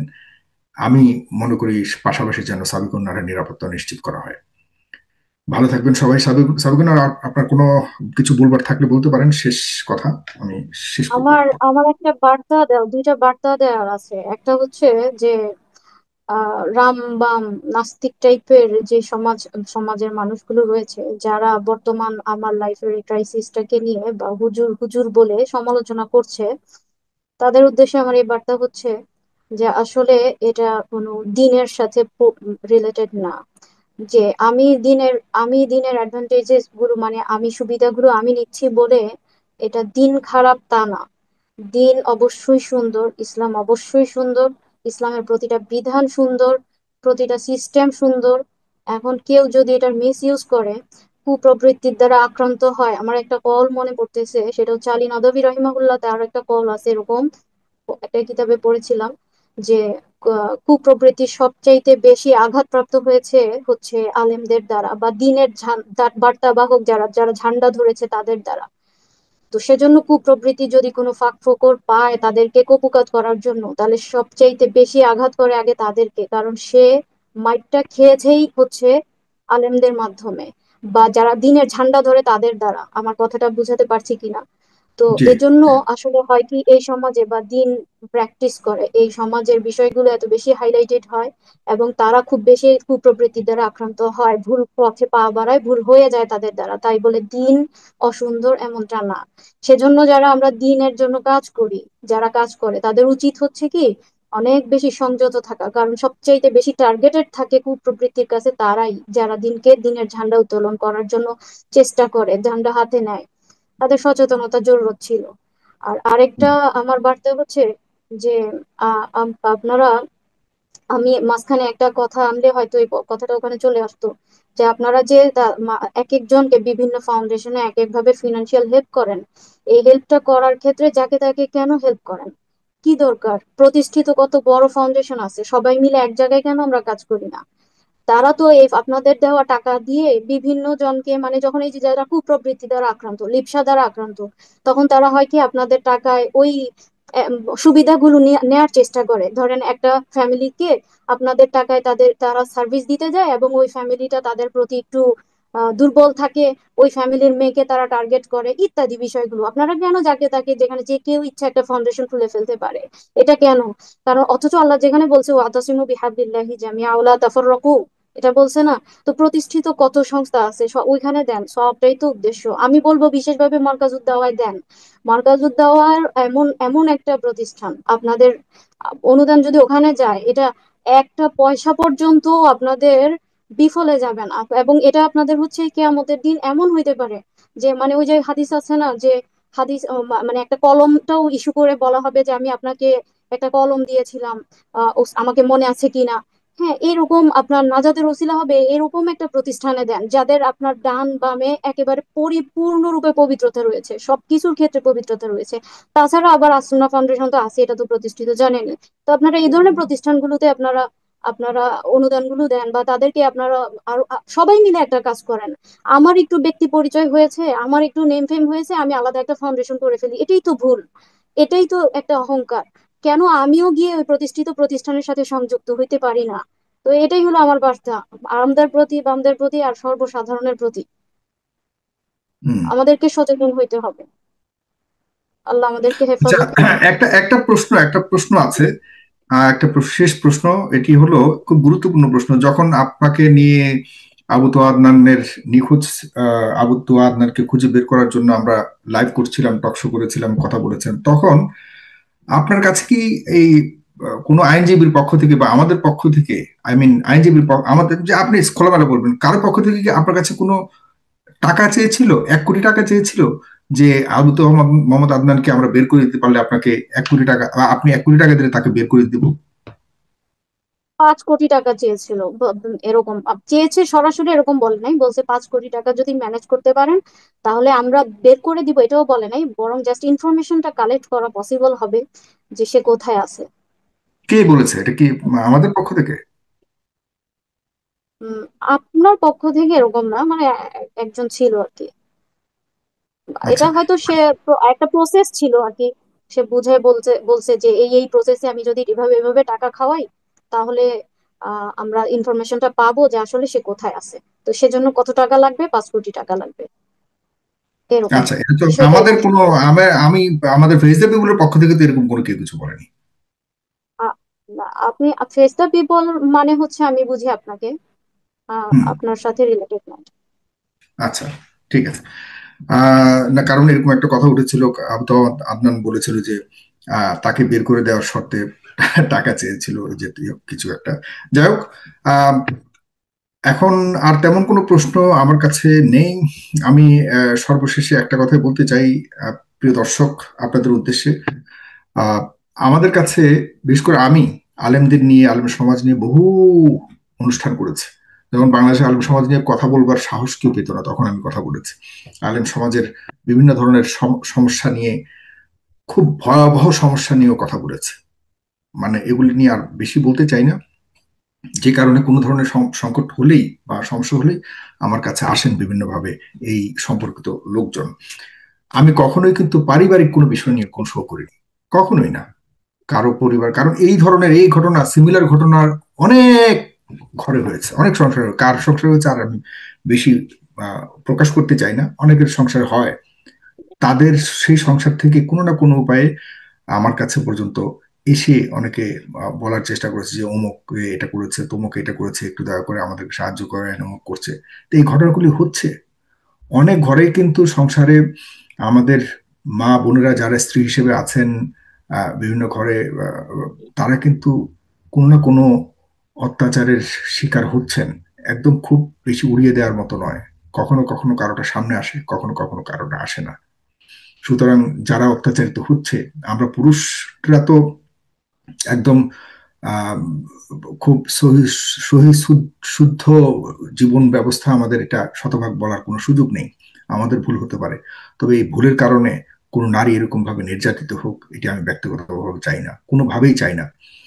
নারীরা আহ, ধর্মীয় দৃষ্টিভঙ্গির আলোকে অনেক কিছুই হতে পারে, আহ, বা অনেক কিছু বলার সুযোগ আছে, কিন্তু নির্যাতন কোনো দৃষ্টিভঙ্গিতেই অ্যালাউ করবার মতো নয়, কোনোভাবেই নয়।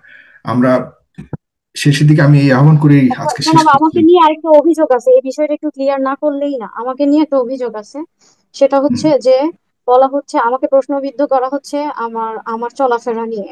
আমি তো হুম, বললাম যে আমি কেমন একটা ফ্যামিলি থেকে বিলং করি। আমি তো আমার যখন দিনের বুঝ ছিল না এমন একটা ফ্যামিলিতে থাকা সত্ত্বেও, তখনও তো আমি কখনো এরকম দোকানে দোকানে হাসাহাসি করা, বিশেষ করে একজন ওসামা নামে বক্তা আছে, সে আমার উপর ব্যাপারে অপবাদ দিয়েছে। আচ্ছা আমার প্রশ্ন, তাদের কি ভয় নাই? সে দেখেছে হুম, কোনোদিনও আমাকে? সে যে বলে মিরপুরে সবাই জানে, সে মিরপুর সবাই কি বলতে পারবে, আসুক ইনভেস্টিগেট করুক, আমি তাদেরকে সাদরে আহ্বান জানাইলাম। আমার লাইফের পিছনের সব পিছনের জীবনযাত্রা এগুলো তুলে এনে আমার বর্তমানের সাথে কি তার তুলনা হইতে পারে? আর তারপরে এই এই যে কি যে অপবাদগুলো ওসামা বক্তা নামে যে লোকটা এই লোকটা দিয়েছে, এই লোকটা কি কসম করে অ্যাটলিস্ট কসম করে বলতে পারবে যে আমি ওই ওই রকম লাইফ লিড করি? আরেকটা বিষয়, আম, এই আদনান সাহেবের পরিচিত একটা লোক, সেও, লোক বলতে একদম ছোট অল্প এজের, আমার ছোট ভাইয়ের মতো, তারাও এই ধরনের অভিযোগ, মানে ব্যক্তি কেন্দ্রিক অভিযোগগুলো আনতেছে আমার উপরে, যে আমার ক্যারেক্টারলেস ইত্যাদি এগুলো বলতে চাচ্ছে। প্রশ্নই হুম। আসে না। তো এটাকে কেন্দ্র করে তারা অভিযোগগুলো আনতেছে, বলতেছে আমার চলাফেরা নিয়ে। আমি অলওয়েজ কারে যখন আমার আমি তো অলওয়েজ বলতে মানে আমার বিয়ের পরবর্তী জীবন, তারা আমাকে যখন দেখতেছে, আমি তো কারে যাতায়াত করি, আমি তো সাধারণ মানুষের সাথে চলিও না, মিশিও না, কথাও বলি না। প্রশ্ন, সেটার আমার প্রয়োজনও হয় না। আমি অলওয়েজ, আমার হাজবেন্ড আমার সাথে থাকে যখন আমরা কোথাও গিয়েছি। বিশেষ করে ধরেন কখনো কক্সবাজার গিয়েছি, আমরা রাতে 2টা বাজে গিয়েছি, 3টা বাজে গিয়েছি। যেই লোকটা অভিযোগ এনেছে, এই লোকটাকে আদনান সাহেব পেছনে বসাতো নিরাপত্তার উদ্দেশ্যে। তো আমি যখন কারে আছি তখন আমার হাত মোজা পা মোজার প্রশ্নই আসে না, কি দরকার, এবং রাতে 3টা বাজে। এবং আমরা এরকম নির্জন সময়গুলোকেই বেছে নিতাম।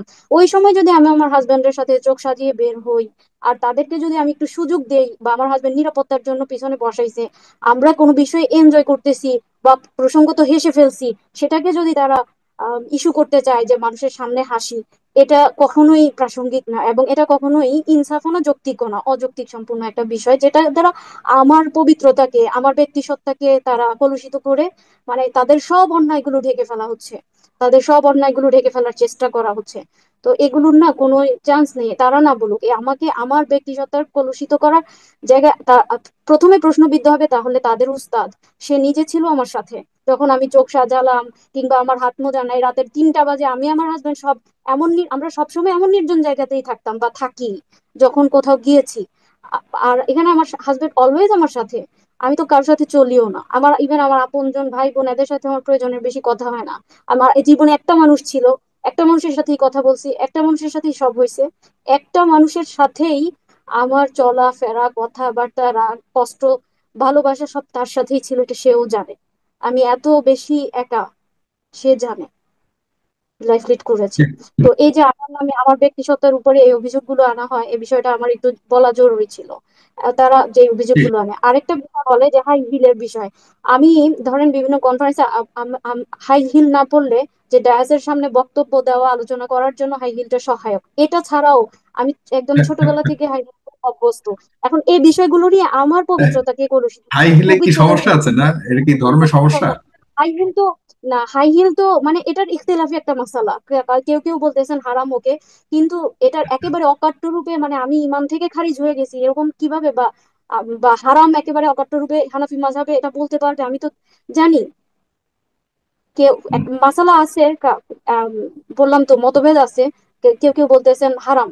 হ্যাঁ, তারপরে তারা যাদের রেফারেন্স দিয়ে হারাম বলে তাদেরটাও আরো বেশি ইনভেস্টিগেট করে দেখলে বলবেন যে শিথিলতা আছে। তা এটা তো হুম। আমি আমি আসলে অভ্যস্ত এভাবে চলাফেরা করায়, মানে ওই হাই হিল জি, পরায়। আর তারপরেও আমি কনফারেন্সে মানে দাঁড়িয়েছিলাম, কারণ আমি ডায়াসের সামনে হাই হিল পরলে আমার বক্তব্য দেওয়ার জন্য আমার জন্য সেটা সহায়ক হয়, কারণ আমার হাইট একটু কম।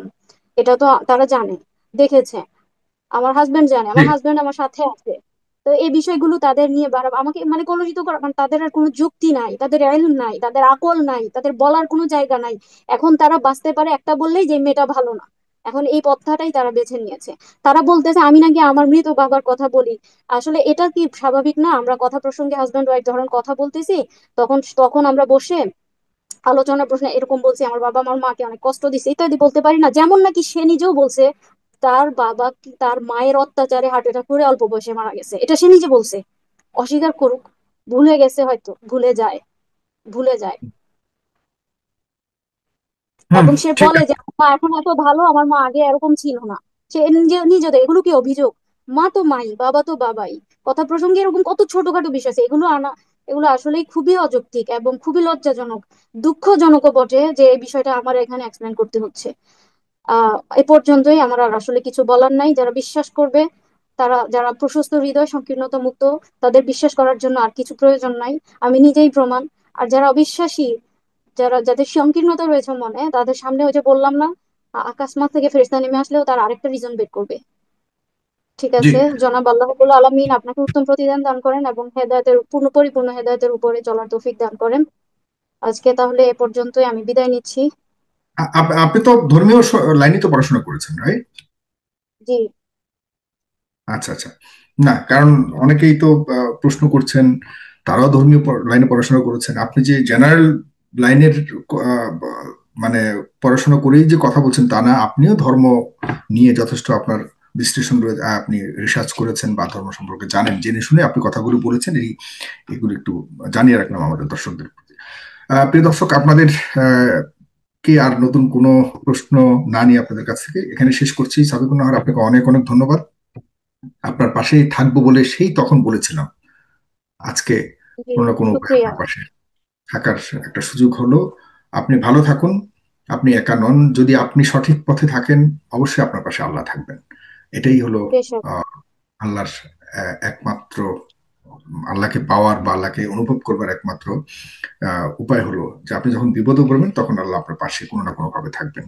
সুতরাং আল্লাহ, যদি আপনি সঠিক হন, যদি আপনি সঠিক হন, আর যদি আপনি আদনান সাহেবের বিরুদ্ধে আপনি মিথ্যা বলে থাকেন, সেটির জন্য আপনাকে অবশ্যই জবাবদিহিতা করতে হবে, এই কালে এবং পরকালে। এতটুকু আপনার প্রতি বলে আমি এখানে শেষ করছি।